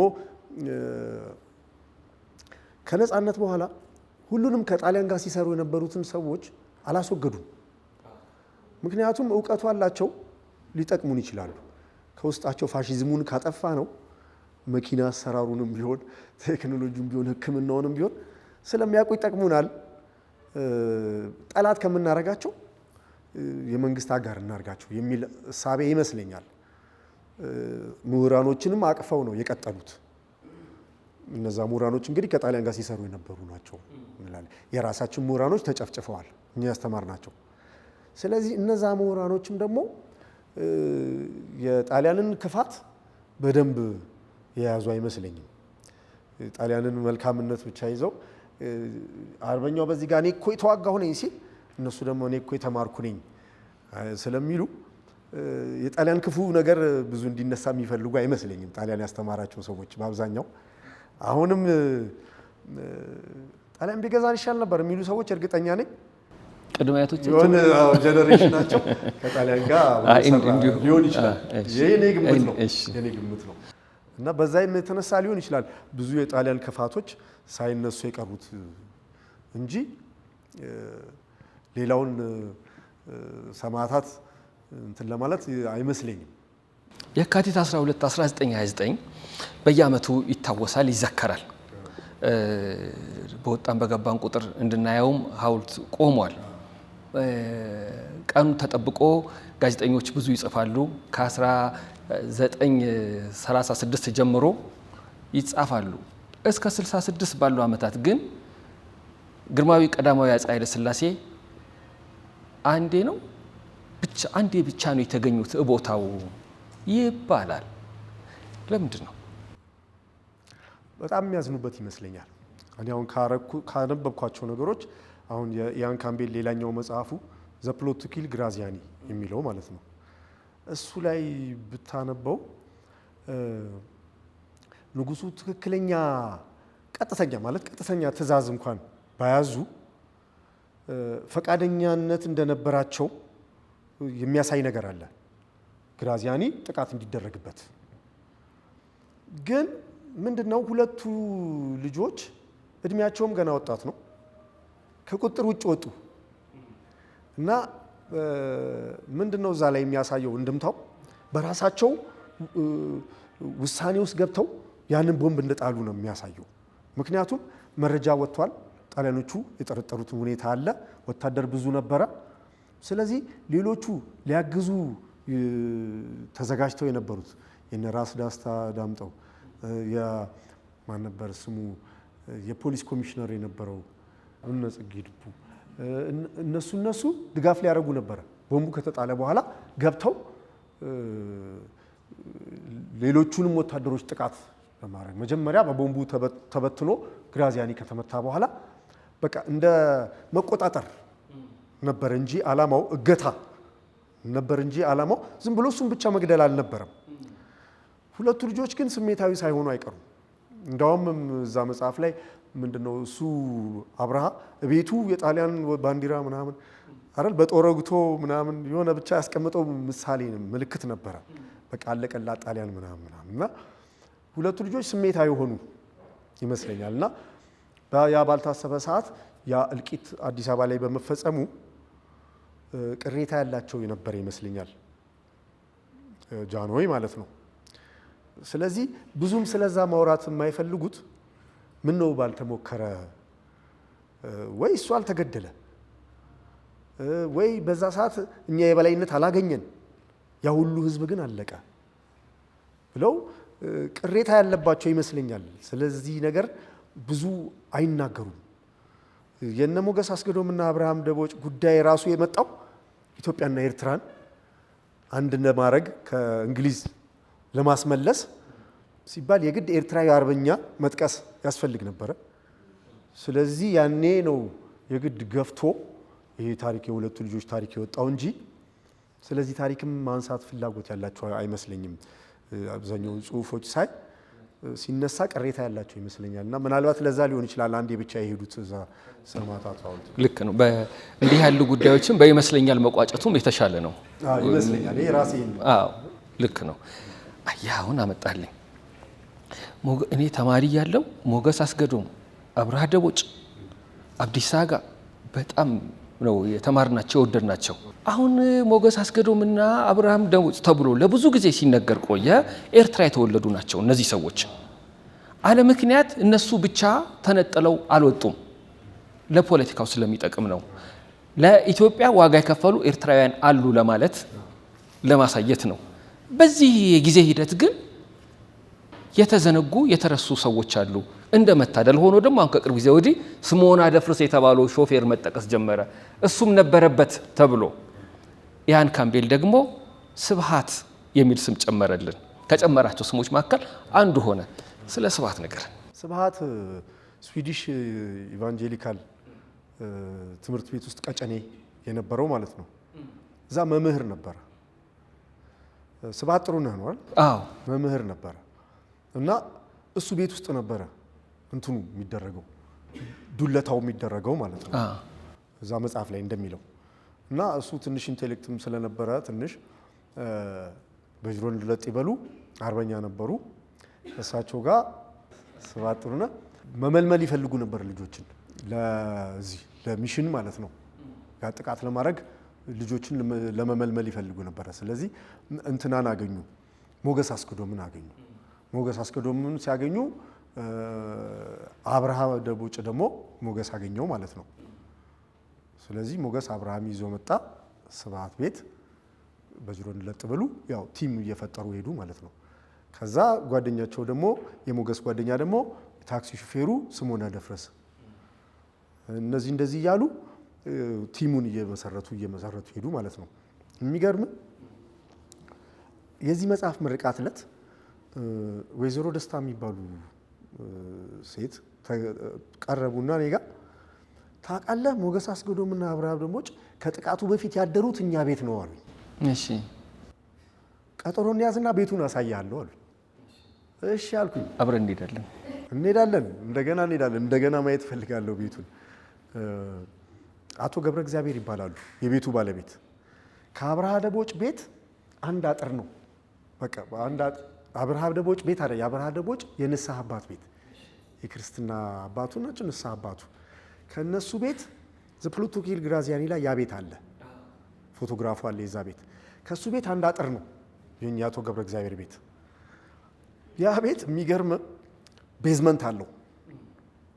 ቤዝመንቱ ከቤቱ ስር የተሰራው 3 በር አለው። በዚህ ጋር አንድ በር አለው፣ በዚህ ጋር አንድ በር አለው፣ በዚህ ጋር አንድ በር አለው። ቤዝመንቱ ማለት ነው። በጀርባ በር ወጥተህ አጥሩን ስትዘል የነ አብርሃ ደቦጭ የክርስትና አባት ግቢ ነው የምገባው። በጣም ጓደኛ ናቸው እኛኛውና እኚኛው ማለት ነው። ጎረቤት ናቸው፣ አንድ አጥር ናቸው፣ ጓደኛሞች ናቸው። ትንሽ አለፍ ብለህ ደግሞ የበጅሮን ለጥ ይበሉ ቤት አለ። አሁን እዛው ናዝሬት ስኩል ፊት ለፊት ነው፣ ናዝሬት ትምህርት ቤት ፊት ለፊት ነው። ከፍ ብሎ በጅሮን ለጥ ይበሉ ቤት አለ። እዚህ ጋር የኛ አቶ ገብረ እግዚአብሔር ቤት አለ። ከጀርባ ደግሞ የአብርሃ ደቦጭ የክርስትና አባቱ ቤት አለ። አሁን እዚህ ቤዝመንት ውስጥ እንግዲህ አድራሻቸውን አጥፍተው ያደሩበት ቤት ማለት ነው። ቤዝመንት ውስጥ አድረው ነው ከዛ በኋላ በናዝሬት ስኩል በኩል ባለችው አስፓልት ሄደው ቤተ መንግስት ገብተው ያንን ጥቃት የፈጸሙት ማለት ነው። እኚኛው ግን አቶ ገብረ እግዚአብሔር አልታወቁም። ማንነታቸው ሜንሽን አልተደረጉም። ምንም ጣሊያን ያላዛቸውም አልታወቅም። ሚስጥር እንደሆነ ነው የቀረው እዛ ቤት ያደሩበት ማለት ነው። እና ተባባሪዎቹ ብዙ ነበሩ ለማለት ፈልጌ ነው። እንትና ግን ስምዖን ግን በጅሮን ለጥ ይበሉ ጠፉ። ወደ ሰሜን ሸዋ ምናምን አርበኞች ገቡ፣ ሊታወቁ እንደሚችሉ ስለሚታወቅ ማለት ነው። ስብሃት ጥሩነህ እዛው ስዊድን ሚሽን ውስጥ ገብተው ነው እዛው የገደሉት። ስምዖን አደፍርስ እነሱን ደብረ ሊባኖስ አድርሶ ሲመለስ ተይዞ ነው ቶርች ተደርጎ እሱም ጊዮርጊስ ጋር የነበረው ወደ አፍንጮ በር መውረጃ ጋር የነበረው እስር ቤት እዛ ነው ቶርች አድርገው የገደሉት። እና እንዳልኩ እንግዲህ የሌሎቹ ስም ያልተጠራው ሚሽኑ ፌል በማድረጉ ቅሬታ ስለነበረ ይመስለኛል እንጂ ሁሉም ህይወታቸውን አደጋ ላይ ጥለው የዚህ ሚሽን ተባባሪ ነበሩ። ብዙ ሰዎች ነበሩ በዛ ውስጥ የነበሩት። ግን ሚስጥሩ ሊክ አድርጎ ወጥቶ ጣሊያኖቹ ተዘጋጅተው ነበረ። የሆነ ነገር ሊፈጠር እንደሚችል ሬዲዮ ነው ነበረ። መጨረሻ ደቂቃ ላይ ግን ሁለቱ ልጆች ከቁጥጥር ውጭ ሳይወጡ አይቀሩም እና ያው ኢትዮጵያን ኤርትራን ለመመለስ ትልቅ ትግል ነበረ። አሁን አንድ መጽሐፍ አለ የአክሊሉ ማስታወሻ ነው አይደለም፣ ሌላም መጽሐፍ አለ የኤርትራ ጉዳይ በአፄ ኃይለ ሥላሴ ዘመን የኤርትራ ጉዳይ የሚለው እዛ ላይ የውጭ መንግስታት በጣም አስቸግረው ነበር ኤርትራን ወደ ኢትዮጵያ ለመመለስ። ግን ማህበረ ፍቅረ ምንድነው ሀገር ነው ማህበረ ፍቅረ ሀገር የሀገር ፍቅር ማህበር ነበር ኤርትራ ያለ አዲስ አበባ ያለ አለ እዛ ደግሞ ያለ አለ። ያንን በዛ በኩል ሲያደርጉ እዚህ ጋር ደግሞ ለኢትዮጵያውያኖች ደግሞ ኤርትራኖችም ከኛ ጋር ለነጻነት ተዋግተዋል፣ አርበኞችም አሉ የነሱ ምናምን ለማለት ያኔ የነ አብርሃ ደቦጭና ሞገስ አስገዶም ስም ተነሳ እንጂ በአርበኛው ዘንድ እንደ ባንዳ ይታዩ ነበር። ጣሊያን ተቀጥረው ይሰሩ ስለነበረ ትንሽ ንክኪም ነበራቸው ነው። ተቀጥረው እንደ የግራዚያኒ ልጅ ነበር የሚባለው አብርሃ ልጁ ነበር የሚባለው ካለው ቀረቤታ የተነሳ ይሄ የግራዚያኒ ልጅ ነበር የሚባለው አብርሃ። ግን ያው ፋሺዝምን ሲያየው እንደማያዋጣው አወቀ። እሱም ደግሞ የራስ ደስታ ልጅ ምናምን አግብቶም ስለነበር ወደ አርበኝነቱ ሄዶ ያው ጀብዱ ማስመዝገብ ፈለገ። ያው ከዳቸው ጣሊያኖቹን። መጨረሻ ላይ እንደሚታየው ጣሊያንን ከድቶ ነበረ። ግን አርበኞቹ እንደ ጀግና አይቆጥሩትም ነበረ። ጦሰኛ ምናምን ሁሉ የሚሉ ነበሩ። ግን ያው በኋላ የኤርትራውያኖችንም ከኢትዮጵያ ጋር ለመሆን ያላቸውን ፍላጎት ለማሳየት ሁለቱ ፕሮሞት ተደረጉ ማለት ነው እንጂ ብዙ ነበሩ። ማን ነበሩ? እንዳውም ተይዘው ሁሉ የተገደሉ አሉ። እንዳውም ዲ ብሎ ፎቶ ሲያነሷቸው ጠላቶችን ሲይዙ ጣሊያኖቹ ፎቶ ያነሳሉ ከመግደላቸው በፊት እና አብርሃ ነው አይደለም ማን ነው ስሟቸው በእናትህ ዲ ብሎ ነው ፎቶ የተነሱት ጣሊያኖቹ ሲያነሷቸው አይናቸውን አፍጠው ነው የተነሱት። እንደው ስማቸው አልመጣልኝም እንጂ እስከ መጨረሻው ደረጃ እጅ አልሰጠውም አይነት ነገር እንጂ ሐማሴኖች ነበሩ በከፍተኛ ደረጃ የሚዋጉ። አሁን እነዚህ ሰዎች መጀመሪያ ከፋሽስት ጣሊያን ጋር ይሰሩ ነበረ። ከዛ በኋላ እነሱን ለማቅረብ ራሱ አርበኞች በጣም ተቸግረው ነበር። ግን ለከባድ ተልእኮ ደግሞ ታጩ። ሽንፈቱ፣ እልቂቱ እጅግ በጣም ሀዘን የበዛው ቢሆንም የነሱ ህይወት ግን መራራ ሆነ። ከዛ በኋላ በቃ ሲሰደዱ እነ ራስ አበበ አረጋይ ራሱ አልተቀበሏቸውም። እስረኛ ነው ያደረጓቸው። ምክንያቱም አላመኗቸውም። ባንዳ ናችሁ ማለት አንዳንዴ እኛም ሀገር አላቅም ሌላውም ሀገር ሊሆን ይችላል። አንዴ የተጠራጠርነው ሰው እድሜ ልኩን እዛ የነበረበት ቦታ እንደሚገኝ የመገመት ችግር። ታማኝ ከነበረ እድሜ ልኩን ታማኝ የሚሆን ከጠላት ጋር አብሮ የሰራ እንደሆነ እድሜ ልኩን አብሮ የሚሰራ አርጎ የመቁጠር ነገር አለ። አዎ ግን እኮ ለቀዋቸዋል። አይተህ እንደሆነ በጅሮን ለጥበሉ ሄደው አስረድተው ተከፍተዋል። ግን ታስረው ነበረ። ግን በኋላ ሄደው ሲያስረዷቸው ምን ጥረት እንዳረጉ ሲያስረዷቸው ለቀቋቸው። ራስ አበበ አረጋይ ማለት ነው ለቀቋቸው። ከዛ በኋላ እነሱ ስላኮረፉ አብረው መቀጠል አልፈለጉም። ወደ ሱዳን ለመሄድ አቅደው ነው እንግዲህ ሱዳን ሊገቡ ሲሉ እንደገና ሌሎች ደግሞ ይዘው ለጣሊያን የሰጧቸው ጣሊያኖቹ እዛ ጋር የገደሏቸው ማለት ነው። እና እንዳልከው ከባድ ነው። አሁን በደንብ የሚያስረዳ ሰው ካላገኘ ከጠላት ጋር ወግኖ የነበረን ሰው እንደ ጠላት ነው የምታየው እና መጨረሻ ላይ ወደ ወገንነት መግባቱን ሊሰልለኝ መጥቶ እንደሆነ ትጠራጠራለህ እንጂ የኛ ሕዝብ ይታረቃል። ከአባቱ ገዳይ ጋር ይታረቃል። የሚያሳምነው ካገኘ የሚያስረዳው ካገኘ ይቅር ይላል፣ ይታረቃል። ግን ለመቀበል ያው ማንኛውም ሰብአዊ ፍጡር ጠላቱ የነበረውን ለማመን ይከብደዋል ብዬ አስባለሁ። እምነት ለመጣል እዛ ሰው ላይ ይከብደዋል ብዬ አስባለሁ። ግን ያው እንዳየኸው ከጣሊያን ጋር ሲሰሩ የነበሩትን ያው ጃንሆይ እነሱም እውቀታቸው ያስፈልገናል፣ እናንተ አርበኞች እንዳትናገሯቸው ተዋቸው ምናምን ብለው አብሮ ከአርበኛው ጋር አገር ሲመሩ እንደነበረ እናውቃለን። ከጣሊያን ጋር ሲሰሩ የነበሩ ማለት ነው። ስለዚህ መደምደም ይከብዳል። ለመቀበል አንችልም እንላለን በአንድ በኩል ግን ተቀብለን ከጣሊያን ጋር ሲሰሩ የነበሩ ሰዎችን ተቀብለን ራሳቸው ጣሊያኖችን አሁን እዚህ መጽሐፍ ላይ ብታነቡ የዛን የቦምቡ ጥቃት ጊዜ አንድም ጣሊያናዊ እንዳይቀር ተብሎ ተጠርቷል። ወርቅ ሰሪ፣ ጋራዥ፣ ምግብ ቤት፣ መካኒክ፣ ሹፌር እነዚህ ሁሉ አሉ ጣሊያኖች። ወታደር ብቻ አይደሉም፣ ሲቪሎች አሉ። ማንም ግን እንዳይቀር ተብሎ ተጠርቷል። ፒያሳ የምኑ ጊዜ? የግራዚያኒ ሙከራ ጊዜ የካቲት 12 የዛኔ ካዛሊቶሪያ አሁን ካስቴሊ ሬስቶራንት ማለት ነው። ካስቴሊ ሬስቶራንት የፋሺዝም ፓርቲ ቢሮ ነበር። እዛ ነው ስብሰባ የተደረገው። ማስታወሻ ሁሉ መሳሪያ ሁሉ የሚሰጣቸው ቢሮ ነበር። የፋሺዝም ፓርቲ ቢሮ ነበር። ያ ራሱ ካስቴሊ ሬስቶራንት። ካስቴሊ ማን ነው? ጣሊያናዊ አይደለም? ታዲያ ምን አረግ ነው? ይኸው መጥቶ ሬስቶራንት ከፍቶ እየሰራ አይደለም። እና አሁን እዛ ጋር ሁሉንም ጣሊያናዊ እንዲመጣ ጥሪ ተደርጎ ተሰብስቧል። እንዳለ ጣሊያናዊ ሲቪሉ። ከዛ በኋላ እርምጃ እንዲወስድ ትእዛዝ ተሰጥቶታል ያገኘው ኢትዮጵያዊ ላይ። ስለዚህ ፋሺዝምን አትከተሉም እንኳን ብለን ይቅርታ አድርገንላቸዋል፣ ኑሩ እንኳን ብንላቸው እጃቸውን ሰንዝረዋል። ያን እናውቃለን። ግን ይቅርታ ተደርጎላቸዋል። በእነሱ ስህተት ልጆቻቸውንም አልወቀስንም፣ እነሱንም ተገደው ነው በሚል ይቅርታ ተደርጎላቸዋል። እንኳን ለጣሊያን የተሰራ አበሻ አይደለም ራሳቸው ጣሊያኖቹም ይቅርታ ተደርጎላቸዋል ለማለት ፈልጌ ነው። እዚህ መጽሐፍ ላይ ኢሳያስ የተረጎመው መጽሐፍ ላይ አንድ ሁለት አንቀጽ አነብላችኋለሁ። ያን ካምቤል ጻፈው፣ ኢሳያስ ዘራይ ተረጎመው። እኔ ሁለት አንቀጽ አነባለሁ። እነዚህ ሁለት ወይ ሶስት አንቀጾች ማስታወሻነቱ በራሴ ፈቃድ ለጋሽ እሸቱ ጥሩነህ አረገዋለሁ ከሰዓሊ ጋር ስለሚገናኝ ማለት ነው። ግንቦት 12 1929 ምን እንደተደረገ ቅድም ኢሳያስ ነግሮናል። ምን ያህል ህዝብ እንዳለቀ መነኮሳቱ ምኑ። አንዳንዴ ይገርማል የእግዚአብሔር ነገር።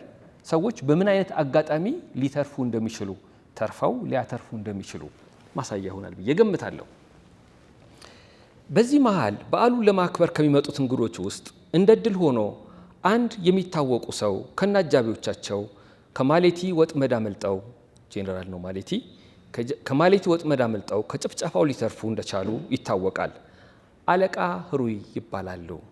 እሳቸው በጊዜው የሰላሌ ዋና ከተማ በነበረችው ፍቼ ውስጥ ካሉት አብያተ ክርስቲያናት ዋነኛ የሆነችው የፍቼ ጊዮርጊስ አስተዳዳሪና መንፈሳዊ አገልጋይ ነበሩ።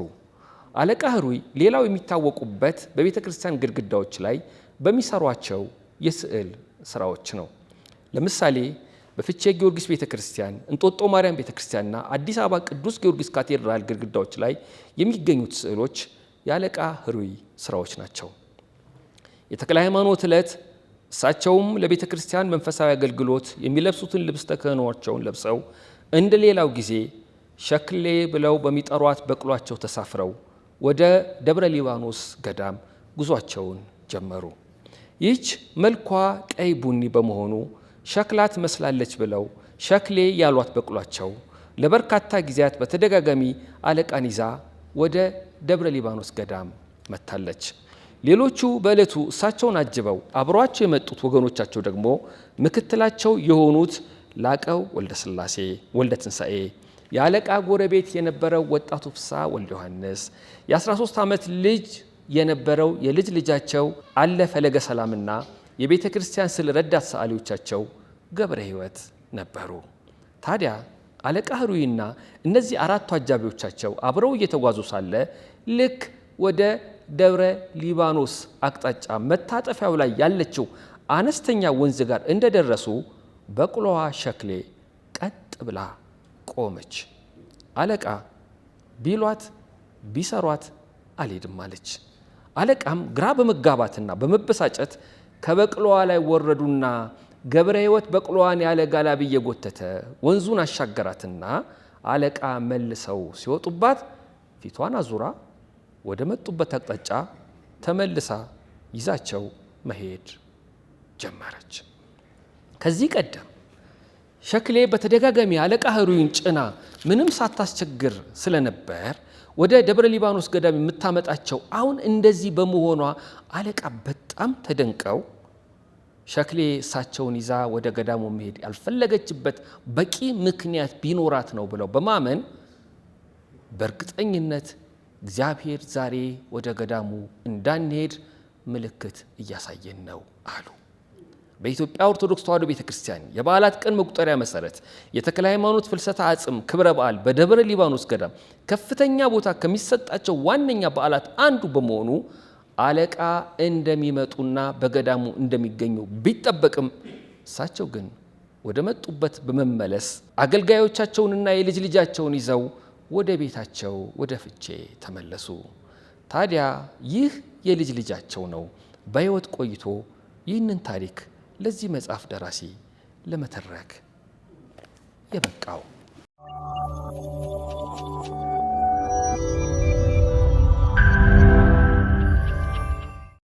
ስለ አለቃ ህሩይ ራሳቸው አቶ አለ ወይም ሰዓሊ አለ ነው የሚባለው ስማቸው ፈለገ ሰላም ነግረውኛል። ለአንተም የነገሩ እሳቸው ናቸው? አይ እኔ ከዚህ መጽሐፍ ውስጥ ነው። ለያን ካምቤል አለ ፈለገ ሰላም ነገሯቸው። እንግዲህ ጥሩ ወይ ደግሞ ሲያወሩ እስከ ዛሬ ሰምቼው ስላላወቅኩ እንዴት ሰማው ብዬ ነው። ሌላ ግን በጣም የሚገርመው የእሳቸው ሁለት ልጆች ከማይጨው ወይም ደግሞ ከማንጦር ጋር ሄደው ከራስ ካሳ ቤተሰብ ጋር ሄደው ተመልሰዋል። ሁለት ወንዶች ልጆች የአቶ አለ አጎት የአቶ አለ አባት የሞቱት ፈለገ ሰላም የሞቱት ቀድመው ነው በእንትን እና ተመልሰው ቤታቸው ሲገቡ አለቃ ህሩይ ያሉት ነገር አለ። መጣችሁ? አዎ እንኳን በሰላም መጣችሁ። አሁን ምን ልትሰሩ ነው?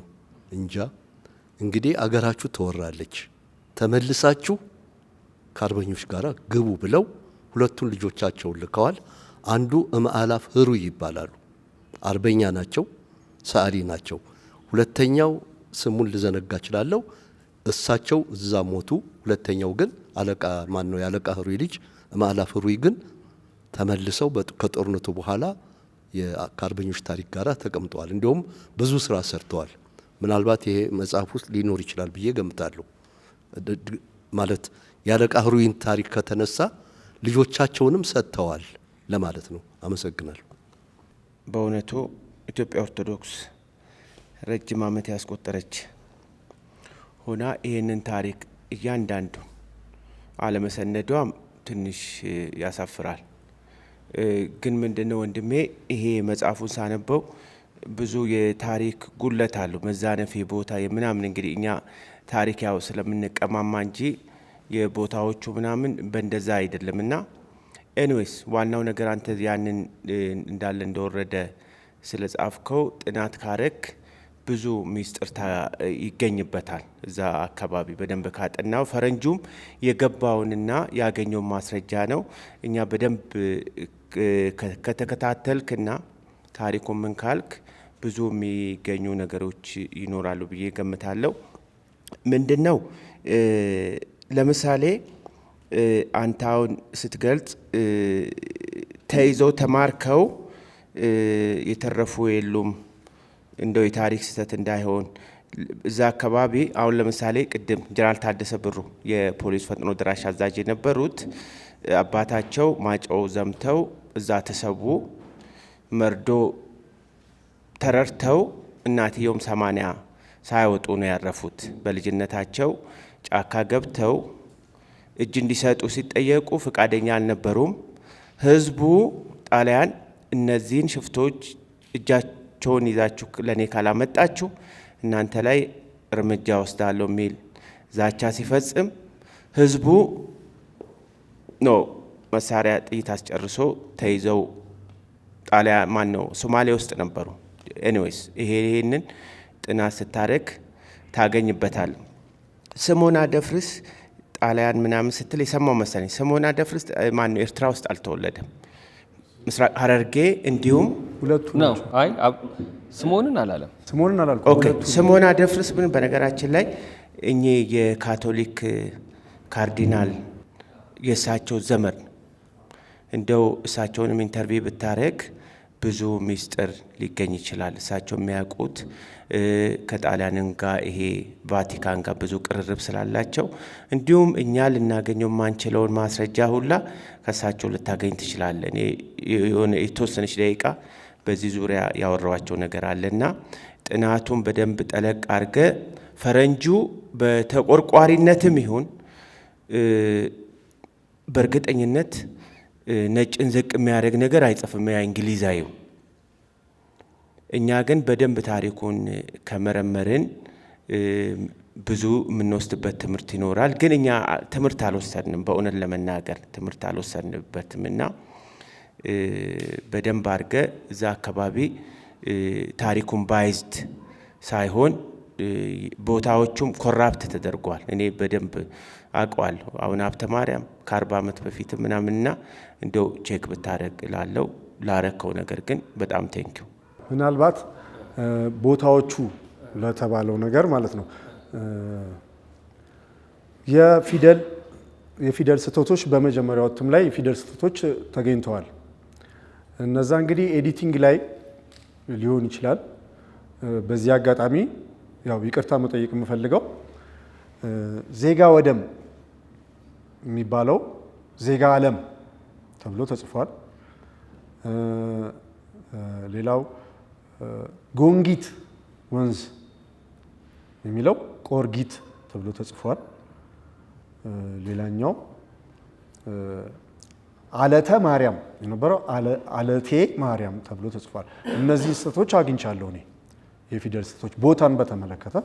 ሌላ ግን እስካሁን እኔም አንብቤዋለሁ ደግሜ፣ ሌሎችም ሰዎች አንብበውታል። ቦታን በተመለከተም ሌሎችም ታሪኩ ውስጥ በስህተት ቀርበዋል የተባለ ነገር እስካሁን አልገጠመኝም፣ እኔም አላጋጠመኝም።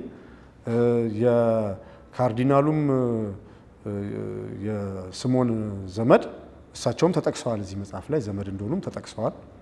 ቅድም ስላልተናገርኩት ሊሆን ይችላል። ኤርትራያኖች ነው ያልኩት ደግሞ አብርሃ ደቦጭና ሞገስ አስገዶምን ነው። ስምዖን አደፍርስ ከነሱ ጋር ጓደኛ ስለነበረ የት ናቸው ብለው ነው ሲገርፉት እዛ ድርሻቸው መጣሁ ብሎ የተናገረው እና እሱ እነሱ ፕሮሞት በተደረጉበት ጊዜ ስለሱ ምንም አልተነገረም፣ ኤርትራዊ ስላልነበረ ማለት ነው። እና ኤርትራዊ ነው ብዬ እሱን የተናገርኩ አይመስለኝም እንጂ በተረፈ እነዚህ 3 ፊደሎች ቦታዎች ላይ ስም መጠሪያዎች ላይ ስህተት ተገኝቶበታል። የሚቀጥለው እትም ላይ ይስተካከላሉ ብዬ አምናለሁ። ተነጋግረናል ከአዲስ አበባ ዩኒቨርሲቲም ጋር በሚቀጥለው እትም ላይ እንደሚስተካከሉ ማለት ነው። በዚህ መጽሐፍ ላይ የተጻፈው ነገር በአጋጣሚ እዛ የደብረ ሊባኖስ ፍቼ እና ደብረ ጽጌ ዜጋ ወደም ምናምን የሚባለው አካባቢ በአጋጣሚ አውቀዋለሁ። አብዛኞቹ የተተረኩት ነገሮች በሙሉ አውቃቸዋለሁ። እንደውም እንደ ቪዥን ነው የሚታየኝ። መጀመሪያ አንድ ኢሳያስ በጣም ቆንጆ ነገር ነው የጻፍከው፣ ደስ የሚል ነገር ነው። አንድ የሚቆጭ ነገር ስትነግረኝ ትንሽ እኔም ቆጨኝ። ይሄ የነኚህ የአርበኞቹ የነበረበት ህንፃ ሳይሆን የሆነ እንደ ቤት ዶም የሆነ ነገር ነው። ስንገባ በስተቀኝ በኩል ነበረ። ከቤተ ክርስቲያኑ በስተቀኝ የብዙ አርበኞች የአንድ ሳይሆን የብዙ አርበኞች ሁሉ የነበረበት ቦታ ነው። በጣም ይገርማቸዋል። እራሱ እንትኑ የአርኪቴክቱ አኳኋን ብታዩት፣ እኔ ፎቶ አለመኖሬ እኔ አሁን ነው የቆጨኝ። እኔ ከ40 ዓመት በፊት ነው ያን ቦታ በየጊዜው እየሄድኩ ማቀው። ስንገባ በስተቀኝ በኩል ነው ያለው። እንዴት ቅርጾቹ አንድ አይደለም፣ 2 አይደለም፣ ከ10 በላይ ነው የነበሩት። አሁን መናኸሪያ ነው የሆነው እና እንደው ይሄንን ሄደህ መጠየቅህ አለ 292 ገጽ ላይ ፎቶግራፉ አለ። ገባኝ። እንደው ነገሩን ለመናገር ነው እና አሁን እኔ ዋናው የምጠይቀው ይሄ ዜጋ ወደም አሁን እንዳልከው አንዱ ውሻ ገደል፣ እነኚህ 3ቱ ነገሮች ምንም እኛም ራሳችን አንዳንዴ እንሳሳታለን። እኔ አሁን ኢሳያስ የምጠይቀው በዚህ በነካጅ ለዛስ አሁን ይሄን መጽሐፍና ያን ጭፍጨፋ ለማስታወስ ምንድን ነው የምታረገው? መጽሐፉ ብቻ ተጽፎ ይቀራል ወይንስ በሌላ መልክ ወይ በትርኢት መልክ ወይ በፊልም መልክ ወይ በሌላ አይነት መንገድ? እንግዲህ አሁን ማስታወሻም ያስፈልጋል ብሏል። እንግዲህ ዶክተር እንዴት ነው የምታረገው? ምን አይነት ነገር ለማድረግ አስበሃል? እና የሚቆጭ ነው የሚያናድድ ነው እና ገና ደግሞ ይሄ አሁን ለመናገር የማልፈልገው ነገር አለ እና ትልቅ ኢንፑት ነው ብዬ ነው። አመሰግናለሁ። አሁን እኔ በራሴ ፍለጋ ኢንተርኔት ውስጥ ያገኘኋቸው ፎቶግራፎች አሉ። አሁን 4-5 አድርገው በመደዳ ደርድረው ነበር የሚረሽኗቸው የሚለው ታሪክ ቦታ ላይ ያንን ሊገልጽ የሚችል በጣሊያኖቹ የተነሳ ፎቶግራፍ አግኝቻለሁ ኢንተርኔት ውስጥ 4-5 ሰዎች አንድ ላይ ተደርድረው ታስረው ማለት ነው። ጣሊያን ወታደሮች በጎን ቆመው ሰዎቹ በደንብ ኢትዮጵያዊ ናቸው፣ ልብሳቸው ያስታውቃል ምናምን። በርካታ የስቅላት ቦታዎች አዘጋጅተው በአደባባይ ይሰቅሉ ነበር አርበኞችን ለሚለው እሱንም ፎቶግራፍ አግኝቻለሁ። እና በአሁን ጊዜ ብዙ ሰው መጽሐፍ ማንበብ ሞራሉ የለውም፣ ትዕግስቱ የለውም። ስለዚህ እኔ አሁን እንደ ትረካ ነገር ሆኖ በስላይድ ፎቶዎች እያለፉ አጫጭር ዶክሜንተሪ ነገሮች ዝም ብዬ በራሴ ላዘጋጃቸው የምችላቸው ነገሮች እነዛን አስቤያለሁ፣ እንደ ትረካ ሆኖ ማለት ነው። ዋና ዋናውን ፖይንቶች የሚጠቅስ በዚህ ጊዜ እኮ እንደዚህ አድርገዋል፣ ፎቶ እየመጣ እንደዚህ አድርገዋል። የበለጠ ኢንተረስቲንግ ሆኖ ታሪኩ ሰዎች በቀላሉ ሊይዙት ይችላሉ። ከዛ በተረፈ ያው ፈቃደኛ የሆነ ስፖንሰር ሲገኝ ዶክሜንተሪ ፊልም መስራት ይቻላል። አነስተኛ በጀት በአሁን ጊዜ በሞባይል እንኳን ፊልም መስራት ይቻላል እና ያንን ወደፊት ሀሳብ አለኝ ይህን ታሪክ ለማሳወቅ። በተረፈ ግን አሁን እኔ ውስጤ ያለው ፍላጎት ማለት ነው እኛ ብዙ የምናደንቃቸው ምዕራቢያ ሀገሮች ሌላው ሀገር ላይ የሰሩት ነገር አለ። እኛ ሀገር ላይ ግን ስፔሲፊካሊ እንግሊዝ እንዴት ነበር ግንኙነቷ? ከስንት ዓመተ ምህረት ጀምሮ ምን አረገች? ምን አለች? ምን ጠየቀችን? እኛ ምንም ቢያልናት ምን ሙከራ አረገች? ምን ሳቦታጅ አረገች? ፈረንሳይ ምን አረገች? ምን ሳቦታጅ ፈጸመች እኛ ላይ? ጣሊያን፣ አሜሪካ፣ እነዚህ ሀገሮች ሁሉ ጀርመን ኢትዮጵያን ለማዳከም የየራሳቸውን ሙከራ አድርገዋል። እኔ ያገኘኋቸው አሁን ቁንጽል እውቀቶች ናቸው። በተቻለ አቅም መረጃዎችን ማግኘት ብችል ዝም ብሎ አሉባልታ አይወራም። ታሪክ መጽሐፍ ሲጻፍ ሬፈረንስ ያስፈልጋል፣ ማስረጃ ያስፈልጋል፣ ማነጻጸሪያ ማስረጃ ሊሆኑ የሚችሉ ነገሮች ያስፈልጋሉና እርግጠኛ ነኝ የፍትህ ሚኒስቴር የቤተ መንግስት ግምጃ ቤት ሰነዶች ግምጃ ቤት ሰነድ ማለት ሌላ ነው። የሰነዶች ማስረጃ ከአንድ ዲፕሎማቲክ ሰነዶች ብዙ ነገር ማግኘት ይቻላል እና የቅርብ ጊዜዎቹ እንኳን ቢቀር ከዛ በፊት የነበሩትን አንዳንድ በሀገራችንና አሁን የኛ ሀገር መሪዎች እንዴት አድርገው ሃንድል ያደርጓቸው ነበረ። ምክንያቱም እነሱ የሰው ሀገር መያዝ ነው የሚፈልጉት፣ ቅኝ መያዝ ነው የሚፈልጉት። እኛ ላይ ምን ሙከራ አድርገው እንደነበረ ያን ደግሞ የኛ ሀገር መሪዎች እንዴት አድርገው ሃንድል አድርገው አቻችለው ነፃነታቸውን በጦርነት ብቻ አይደለም ያቆዩት፣ በብልጠትም በዲፕሎማሲም በዛ ነው ያቆዩትና የእነዚህን ሀገሮች የቀድሞ ተሞክሮ ቀለል አድርጎ ለትውልድ ቢነገር መጪው ትውልድ ደግሞ ጥንቃቄ ያደርጋል። ዝም ብሎ በፈረንጅ በክርስቶስ አምሳያ ያየ ፈረንጅን መታለል የለበትም እና እኔ አሁን ትናንትና በጣም ይገርማል። ትናንትና ለአንድ ሕፃን ልጅ ዩቲዩብ ላይ ካርቱን ፊልም ከፈትልኝ ብሎኝ ስከፍት እንዳለ ልጆቹ ላይ የሰሯቸው መጫወቻዎች እንዳለ ሬይንቦ ናቸው። ሬይንቦ ከለሮች ናቸው መጫወቻዎቹ። ልጆቹን እያለማመዷቸው ነው። ሬይንቦ ባንዲራ ደግሞ በአሁኑ ሰዓት የማን እንደሆነ እናውቃለን። ወይን ጠጅ፣ ሰማያዊ፣ ኦሬንጅ ምናምን የእኛን ባንዲራ ይመስላል፣ ግን ወይን ጠጅና ሰማያዊ ተጨምሮበት ሙሉ የቀስተ ደመና ምስል የሚያሳየው ባንዲራ በአሁኑ ሰዓት የማን እንደሆነ እናውቃለን። ያን ባንዲራ ልጆቹን እያለማመዷቸው ነው ጭንቅላታቸው ላይ እና አሁንም እንግሊዘኛ ማውራት እንደ ልዩ ነገር ምናምን ይታያል። ቋንቋውን ለመግባቢያ ልንጠቀመው ይገባል እንጂ እንግሊዞችን እንደ መላክ ልናይ አይገባም። እኛ ላይ ምን ሙከራ እንዳረጉ በተወሰነ መልኩ ለትውልድ በፊልምም ቢሆን በድራማም ቢሆን በአጫጭር ጽሁፎችም ቢሆን በግጥምም ቢሆን በምንም ቢሆን የእንግሊዝን እንዲያርገው እንዲሞክረው እንዳልነበር እንደኛ እንደዚህ ያልናቸው ምናምን ወዝ ባለው መልክም ቢሆን እኔም ባልሆን እንኳን ያን ሀሳብ ሰብስቤ ችሎታ ላለው አቅራቢ ፕሬዘንተር ያንን ነገር አድርገን ዱላ መቀባበል ነው። ከፎቶግራፍ ጋር ተያይዞ የመጣው መጽሐፉ ላይ ብዙ ፎቶዎች አሉ። እዚህ እርግጥ አዲስ አበባ ዩኒቨርሲቲ ፕሬስ በተሻለ ጥራት ሊያሳትመው ይገባ ነበረ፣ ምንም ጥርጥር የለውም። ከወደድኳቸው ፎቶግራፎች መካከል አንዱ ኢያን ካምቤል ሽማግሌዎችን በዘመኑ የነበሩ ሽማግሌዎች እንዴት እንደተደረገ ሲያስረዱት ትናንሽ ልጆች ከሰራሉ የሚያዳምጡ። አሁን እኛ እየሰራን ያለ ነው እሱን ነው። በቃ ማለት እንዲህ እኛ ታናናሾቻችን የሚሰሙትን ነገር ነው እያቆየንላቸው ያለው። እዛ ሽማግሎቹ የዛሬ ስንት ዓመት እንደዚህ ተፈጸመ እያሉ ሲያብራሩ ብዙ ልጆች አሉ ባዶ እግራቸውን የሚያሳዝኑ ልጆች ማለት ነው። ከነዛ መካከል ማን ውስጥ ምን እንደሚቀመጥ አይታወቅም። ማን ያውቃል?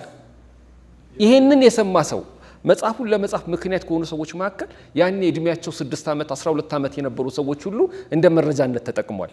እንደዚህ ሲባል ሰምተን ነበረ አንድ ፈረንጅ መጥቶ አያገሌን ሲጠይቅ የሚሉ ሰዎች ይህንን በምን መንገድ እንደሚያቀርቡልን ማን ያውቃል? አሁን የምናወራውን ነገር የበለጠ መርምረው ተመራምረው አዳብረው የሚሰሩ ልጆች ይመጡ እንደሆነ ማን ያውቃል? ዳዊት ደግሞ እንዲህ ይቀጥላል። ታንኪዩ መጀመሪያ ለማመስገን እፈልጋለሁ ይህን ቲም በአጠቃላይ ይህን ቲም ማለት ነው ደራሲ እንዳለ ጌታንም ጨምሮ። አንዲት እንደው ሪፍሌክሽን ነገር ነው ጥያቄም ሳይሆን ቅድም ምናልባት ውጭ ሀገር ከተወሰዱ በጣሊያን በፋሽስት ጣሊያን ውጭ ሀገር ከተወሰዱ መካከል ምንድን ነው ሲቪሎች ብቻ ናቸው ብለህ ነበር። አይ ቲንክ ፓትሪያቶች አልተወሰዱ ሁሉንም ይገሉ ነበረ የሚል አይ ቲንክ ያ ምን ያህል ፋክቹዋሊ ትክክል ነው የሚለውን ምናልባት የሚያጠራ ሰው ካለ እንዳለ ጌታ ምናልባት ምክንያቱም የምናውቃቸው ምናልባት ታስቼ ከሆነ እዛም ታስሮ የነበሩ ታላላቅ አርበኞች ነበሩ በስም የምናውቃቸው ማለት ነው።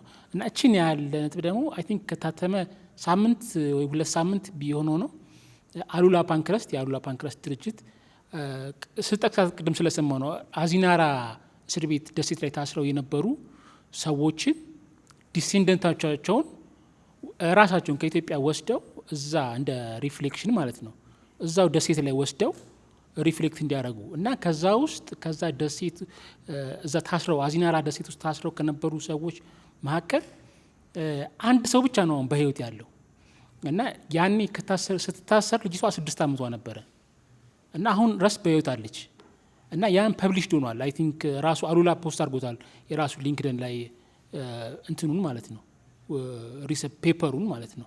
ላስ ቬሪ ኢንተረስቲንግ ማለት እዛ ምን ኤክስፒሪየንስ ያደረጉ እንደነበረ እንትኑን ምናምን ማለት ነው። እና ምናልባት ጊዜ ካለ የራሱ አሉላ ፔጅ ላይ ብታየው እንትኑን ታገኘዋለህ። ፔፐሩን ከታተማ አይ ቲንክ 2 ሳምንት ምናምን ቢሆን ነው። እና ሌላው ደግሞ ምንድነው ምንለው ላይክ ብዙ ያው ዜኖፎቢክም መሆን የለብን ነጮችን አሁን አንተ አሉላ ራሱ ጉድ ኤግዛምፕል የአሉላ ቤተሰብ ታሪክ ሁሉም ነጮች ቅድም ጥሩ ሀማሴኖች እንደተባሉት አሉ። አሁን አሉላ ባይኖር የአሉላ ቤተሰብ ባይኖር ከእናቱ አሉላ ፓንክረስት ከሲልቪያ ጀምሮ ማን ይተርከው ነበር? ግማሹ የኢትዮጵያ ታሪክ እኮ የተጻፈው በእነዚህ ሰዎች ቤተሰብ ነው። ስለዚህ ኢያን ካምቤል ራሱ እንግዲህ አንድ ጥሩ ኤግዛምፕል ነው። እና ነጭ ሲባል ዜኖፎቢክ እንዳንሆን አንዳንድ ጥሩ ነጮችም አሉ ለማለት ያለ። ይቅርታ አድርግልኝ እኔ የሀገራት ስም የጠራሁት እንጂ ነጭ የሚባል ነገር አላልኩም። እንግሊዝ፣ ፈረንሳይ ፖለቲካ ነው የሀገሮቹን ፖለቲካ ነው እንጂ የጠቀስኩት አሁን እዚህ የሚኖሩ ጣሊያኖች ጥሩ አይደሉም አላልኩም። አንተም እኮ ተምረዋልም ስለዚህ ምንም ችግር እንኳን እነሱ ብለሃል እንዲያው ነገሩን ለማለት ያህል እኔ ለማለት የፈለኩት እነዛ ሀገሮች ከኛ ሀገር ጋር ምን ሪሌሽን ነበራቸው? እኛ ላይ ምን ጥቃት ለማድረግ ሞክረው ነበረ? ታሪኩ ይነገር እንንገራቸው ሳልክ ለልጆቻችን እንዲተደርገናል ሳልክ ስንነግር የምናስተላልፈውን ታሪክ ቢ ኮሽየስ ለማለት ነው። አንዳንድ ጊዜ ያው በግሎባላይዝድ ወርልድ ስለምንኖር ላይክ ለኢቭን ጣሊያኖች ራሳቸውን ጭምር ማለት ነው ከእነሱ ጋር የሚኖረን ግንኙነትን አስመልክቶ ፊውቸሪስቲክ መሆን አለብን ለማለት ያህል ነው እንጂ እንትን አይደለም። እንርሳው እንትንም ለማለት አይደለም። አመሰግናለሁ። የመጀመሪያው ምስጋናዬ ነው። ይህን መጽሐፍ ከ5 እንደዛ ዓመት አካባቢ እንግሊዘኛውን ሰጥተውኝ መረዳት አቅቶ የተውኩት መጽሐፍ ነው የነበረው። አጋጣሚ በምፈልገው ልክ መረዳት ስለማይቻል ማለት ነው ታሪኩን ያው የሰው ቋንቋ ስለሆነ ስለተተረጎመ በጣም ደስተኛ ነኝ። አብዛኞቹ የውጭ ጸሐፊዎች የጻፏቸው ናቸው እንደተባለው የተተረጎሙ ናቸው።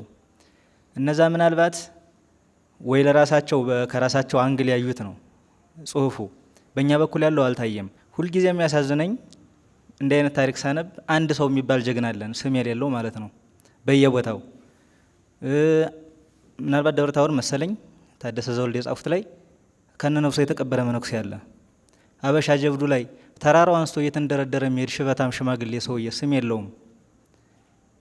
ደብረ ሊባኖስ እሱ ማን ነው ዋልድባ ላይ መነኮሳት ቤተክርስቲያኑ ሲቃጠል 2 መነኮሳት ሀሳቱ ተጨመሩ፣ ስም የላቸውም። ከምርኮኞች መሀል አንድ ማራኪው ጣሊያናዊ የማረከውን ሰውዬ ፊትህ የዝንጀሮ ይመስላል፣ ያንተ ደግሞ መቀመጫዋን ይመስላል፣ በምርኮሳት እንዲያሉ የሚመልሱ ሰዎች አንድ ሰው ናቸውና ምናልባት ለወደፊቱ መጠናት የሚኖርበት ምናልባትም ተርፎ ባይጽፈው ተመስገን ገብሬም አንድ ሰው ነበር። የሱ የፓርላሳክ ጓደኛ ባይሆን አብቹም አንድ ሰው ነበር። እንዲህ አይነት አንድ ሰው ይበዛዋልና ምናልባት ካነበብከው ውስጥ ዶክተርም ጨምርበት ይችላል አንድ ሰው ስለሚባል ሰው በጣም የመሰጣ ስሙ ባለመጠቀሱ መጠናት ይኖርበታል ብለህ የምታስበው ሰው ከተለያየ ደግሞ አንድ ቦታ ላይ አንድ ሰው ተብሎ ሌላ ቦታ ላይ ስሙ የተጠቀሰ ሰው ካለ በሱ ዙሪያ ምን አይነት ሀሳብ እንዳለ ማወቅ ስለምፈልግ ነው። አመሰግናለሁ። ይሄ ከባድ ጥያቄ ነው። ምክንያቱም እኔ ጥናት አድርጌ አይደለም ይህን መጽሐፍ የጻፍኩት። ጥናቱን ያደረገው ኢያን ካምቤል ነው። ከ20 ዓመት በላይ ጥናት አድርጎበታል እና ታሪኩ ደግሞ 80 ዓመት አልፎታል። ስለዚህ ያንን ታሪክ በትክክል ሊያውቁ የሚችሉ ሰዎችን አፈላልጎ ማግኘት ከባድ ሊሆን እንደሚችል ያው መቼም ትገምተዋለህ። ታሪኩ ደግሞ የተፈጸመው ገጠራማው አካባቢ ስለሆነ ሰዎች ራቅ ራቅ ብለው የሚኖሩበት ቦታ ነው። ያንን የሚያውቅ ሰው አፈላልጎ ማግኘት በጣም ከባድ ነው። የኛም አገር ሰው ደግሞ ጠንቃቃ ነው። እገሌን ሊገሉት ነው እንዴ አልናገርም ምናምን የሚል ሁሉ አለ። አላማውን በደንብ አስረድተው አሳምነው ምናምን ካልሆነ የሚያውቀውን ሁሉ አይነግርህም። የገጠራማው አካባቢ በጣም ጠንቃቃ ናቸው። ዘመዳቸውም ቢሆን ምን ቢሆን ጥቃት እንዳይደርስበት ሊፈሩ ይችላሉ ምናምን እና ላይናገሩም ይችላሉ። ስለዚህ እነዛ አንድ ሰው ተብሎ የሚገለጹ ሰዎች ስማቸው በትክክል ሳይታወቅ ብዙ ግን እነዛ ሰዎች መኖራቸውን የሚያምንባቸው ናቸው። ስማቸውን ግን ላያውቅ ይችላል። እኔ አሁን ለምሳሌ አንድ ቦታ ላይ የሆነ ነገር ሲፈጠር አንድ ሰው የሆነ ነገር ሲያደርግ ላይ ይችላለሁ፣ ያንን እናገራለሁ። ሌሎቻችንም እዛ ቦታ ላይ ያየን አይተናል። ያው የሆነ ሰውዬ እንደዚህ አድርጓል። የዛን ሰውዬ ማንነት ግን ፈልገው ማግኘት በጣም ሊከብድ ይችላል። መኖሩን ግን ብዙ ሰዎች ሊናገሩ ይችላሉ። ስለዚህ ሁልጊዜ ታሪክ ላይ ተጠቃሽ የሚሆኑት ስማቸው የተገኘው ናቸው እንጂ ስማቸው ያልተገኙ ሰዎች አሁን ለምሳሌ ጦርነት ላይ ማንነቱ ለማይታወቅ ወታደር ተብሎ አበባ የሚበረከትለት ምናልባት ፊት ለፊት ሄዶ የመጀመሪያውን ጀብዱ የፈጸመው ወታደር ሊሆን ይችላል። ስሙ ላይታወቅ ይችላል። ጦሩን የሚመራው ጀነራል ግን ክብሩንና ሞገሱን ሊያገኝ ይችላል። እና ምንጊዜም ያ ስሙ የማይታወቅ ተብሎ የሚጠራው የሌሎቹንም አስተዋጽኦ ለማንሳት ለማመስገን ይመስለኛል። እና አሁን አርበኞች ሐውልት ጋር ብትሄድ እናንተ የተወደዳችሁ የኢትዮጵያ አርበኞች ነው የሚለው ስም አይናገርም። ያ የሚገልጸው ይመስለኛል። ጥሩ ጥያቄ ነው። መልስ ለመስጠትም ዝግጅት ይፈልጋል። ግን ሁለት ነገር ብነግርህ ደስ ይለኛል። አንደኛ አሁን እነዚህ ያነሳቸው ነጥቦች ራሱ ቀላል ነገር አይደሉም እና እንደ መጣጥፍ እንኳን ጽፈህ ብታሳየን የሚታገዝ ነገርም ካለ ብናግዝህ የሆነ ጋዜጣ ላይ መጽሔት ላይ ቢነበብ ደስ ይለናል፣ ጥሩ ሀሳብ ስለሆነ። ሁለተኛ ደግሞ እንዲሁ አንድ የስነ ጽሁፍ ሰው ስሜት ከሚሰጡኝ ነገሮች መካከል አንዱ እነኚህ ስም የሌላቸው ሰዎች ነው። አንድ ልብ ወለድ አለኝ እምቢታ ሚል ተራኪዋ ስም የላትም እስኪያበቃ ድረስ። ለምን በህይወት ውስጥ የቤት ሰራተኛ የምንላቸው፣ ጥበቃ ሰራተኛ የምንላቸው፣ አገልጋይ የምንላቸው ሰዎች ምን ያህል ነው ስማቸው የምናውቀው? ታሪክ ያላቸው ሁሉ አይመስለንም። እስከና አባታቸው ሁሉ ስማቸውን አናውቅም ብዙዎቻችን። አየህ፣ ግን አስፈላጊዎች ናቸው ለህይወታችን፣ ያግዙናል፣ ያገለግሉናል። ታሪክ የሚያውቁ አይመስሉንም። ታሪክ ሲፈጸም ግን የማየት እድል አላቸው። ስለዚህ ሁልጊዜ ታሪክ ፈጻሚ ይመስልን በጅሮንድ ገሌ ወይ ብላታ ገሌ ወይ ጠቅላይ ሚኒስትር ገሌ ጄኔራል ገሌ እናደርገዋለን። ግን አንድ ተራ እንጨት ፈላጭ፣ አንድ ውሃ ቀድታ የምትመለስ ሴት ያየችው የምታውቀው ታሪክ የላትም። ማን ነው ስሟ? ለዛ እንዲሆን ነው አንዳንድ ሾርት ስቶሪዎችን ስም እንትና አልሰጥም ዝም ብዬ። ማን ነው ግን እሱ እንድንል እንደዚህ አይነት ሰዎች ስላሉ ማለት ነው። የሚገርም ታሪክ እንናገርና ስሙን ግን አናውቀውም እንላለን። ግን የፈጸመው ታሪክ ግን ለትውልድ መቆየት አለበት ማለት ነው። እሺ፣ በመጀመሪያ ተርጓሚውን አመሰግናለሁ። በጣም የሚያስደንቅና በጣም አስፈላጊ የሆነ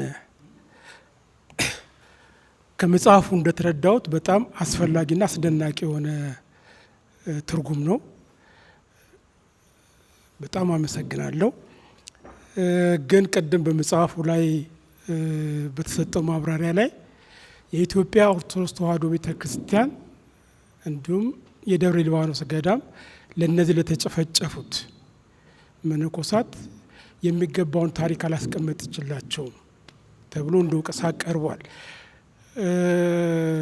ወክዬ ለመናገር አይደለም፣ እንደ ካወቅኳት ከትንሽ እንትን የኢትዮጵያ ኦርቶዶክስ ተዋሕዶ ቤተክርስቲያን ባህልና ስርዓት ላይ የነዚህ የቅዱሳንን የሰማዕታትን ታሪክ እንዴት ነው የምትመዘግበው፣ እንዴት ነው የምታስቀምጠው፣ ሌላውስ እንዴት ነው የምታሳውቀው በሚለው ላይ ሊቃውንት አባቶች ሲናገሩ በተለይ ጥንቷ ቤተክርስቲያን ይህ ሐውልት መቅረጽ፣ ቤቶች መስራት፣ የተለያዩ ነገሮች ማድረግን አታደርግም። የምታደርገው ምንድን ነው? ለዛ ሰማዕት ወይ ቅዱስ ቤተክርስቲያን ታንጽለታለች በስሙ። በአሁኑ ሰዓት ለሰማዕቱ አቡነ ጴጥሮስ ፍቼ ላይ ቤተክርስቲያን ታንጾላቸዋል። ከዛ በተረፈ ደግሞ በስንክሳር መጽሐፍ የቅዱሳንን ታሪክ የሚዘክር ስንክሳር መጽሐፍ ላይ ነው የምታስቀምጠው። በዚህ መሰረት ለነዚህ ሰማዕታት ሐውልት ለማቆም ወይም ደግሞ የታሪክ መጽሐፍ ለመጻፍ አልተገደደችም የሚል ሀሳብ አለኝ። ስለዚህም ነው ያ የመቃብር ቦታ ላይ መቃብር ቦታው ቢፈርስም ግድ ሰጥቷቸው ገዳሙ ያንን ህንፃ ለመስራት ያልፈለገው በባህሏ ውስጥ ስማቸው በሰማይ ስለተጻፈ ክብራቸውን በሰማይ ስለሆነ ምድራዊ ክብርን ምድራዊ ትልቅነትን አስፈላጊ አይደለም ብላ ስለምታምን በዛ መሰረት ያደረጉት ይመስለኛል የራሴ ጥርጣሬ እና እንደው ወቀሳው ቢቀንስላቸው ብዬ ነው። አመሰግናለሁ። እንዴት ነው የመቀነስ ፍላጎት አለ? እንግዲህ ወቀሳ አብዝቼ ከሆነ በጣም ይቅርታ ይደረግልኝ። እኔ ለሰማዕታቱ ከመቆርቆር ነው እንጂ እንዳልኩት 16 ቀን ሱባኤ የነበርኩት ደብረ ሊባኖስ ገዳም ነው እና ደብረ ሊባኖስ ገዳምን ጠልቼ አይደለም። ግን እኔ ደግሞ ይህን መጽሐፍ ይዤ ሲሄድ እዛ ያገኘሁት ፊድባክ አለ። ይህን ሌላ ጊዜ እናወራዋለን እና ወቀሳ አብዝቼ ከሆነ ይቅርታ። አዎ ሚስጥር ቢሆን ይሻላል እና እኔም ቅር የተሰኘሁበት ነገር አለ። እርስዎ እንዳሉት ክብር ተሰጥቷቸው ስንክሳር መጽሐፍ ነው እንጂ ምናምን በሰማይ ነው ታሪካቸው በምድር አያስፈልግም ምናምን በዛ ሀሳቤ ከሆነ መልካም ደስ ይለኛል። ግን ሌላም እይታ አለው። ያው ቅሬታዬን ከነሱ ጋር እነጋገራለሁ።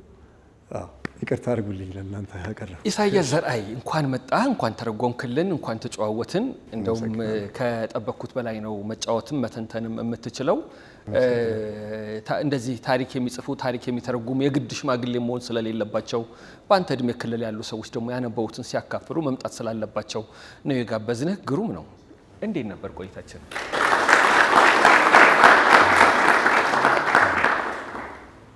ውድ የነገረ መጽሐፍት ፕሮግራም ተከታታዮች እዚህ አዳራሽ ሆናችሁ ይህን ፕሮግራም የምትከታተሉ በያላችሁበት ደግሞ በዩቲዩብ ከኢሳያስ ዘርአይ ጋር የምናደርገውን ጨዋታ የተከታተላችሁ የደብረ ሊባኖስ ጭፍጨፋ ኢትዮጵያ 1929 በኢያን ካምቤል ተጽፎ በኢሳያስ ዘርአይ የተተረጎመውን በአዲስ አበባ ዩኒቨርሲቲ ፕሬስ የታተመውን መጽሐፍ ላይ ያደረግነው ቆይታ ይህን ይመስል ነበረ። እናመሰግናቸዋለን። ኢሳያስ እዚህ ፕሮግራም ላይ የታደሙ ሰዎች ይህችን ቀን ያስታውሷት ዘንድ የምናበረከትላቸው ማስታወሻ አለ። ታዳሚውን ወክዬ እኔ እሰጥሃለሁ፣ ትነሳለህ።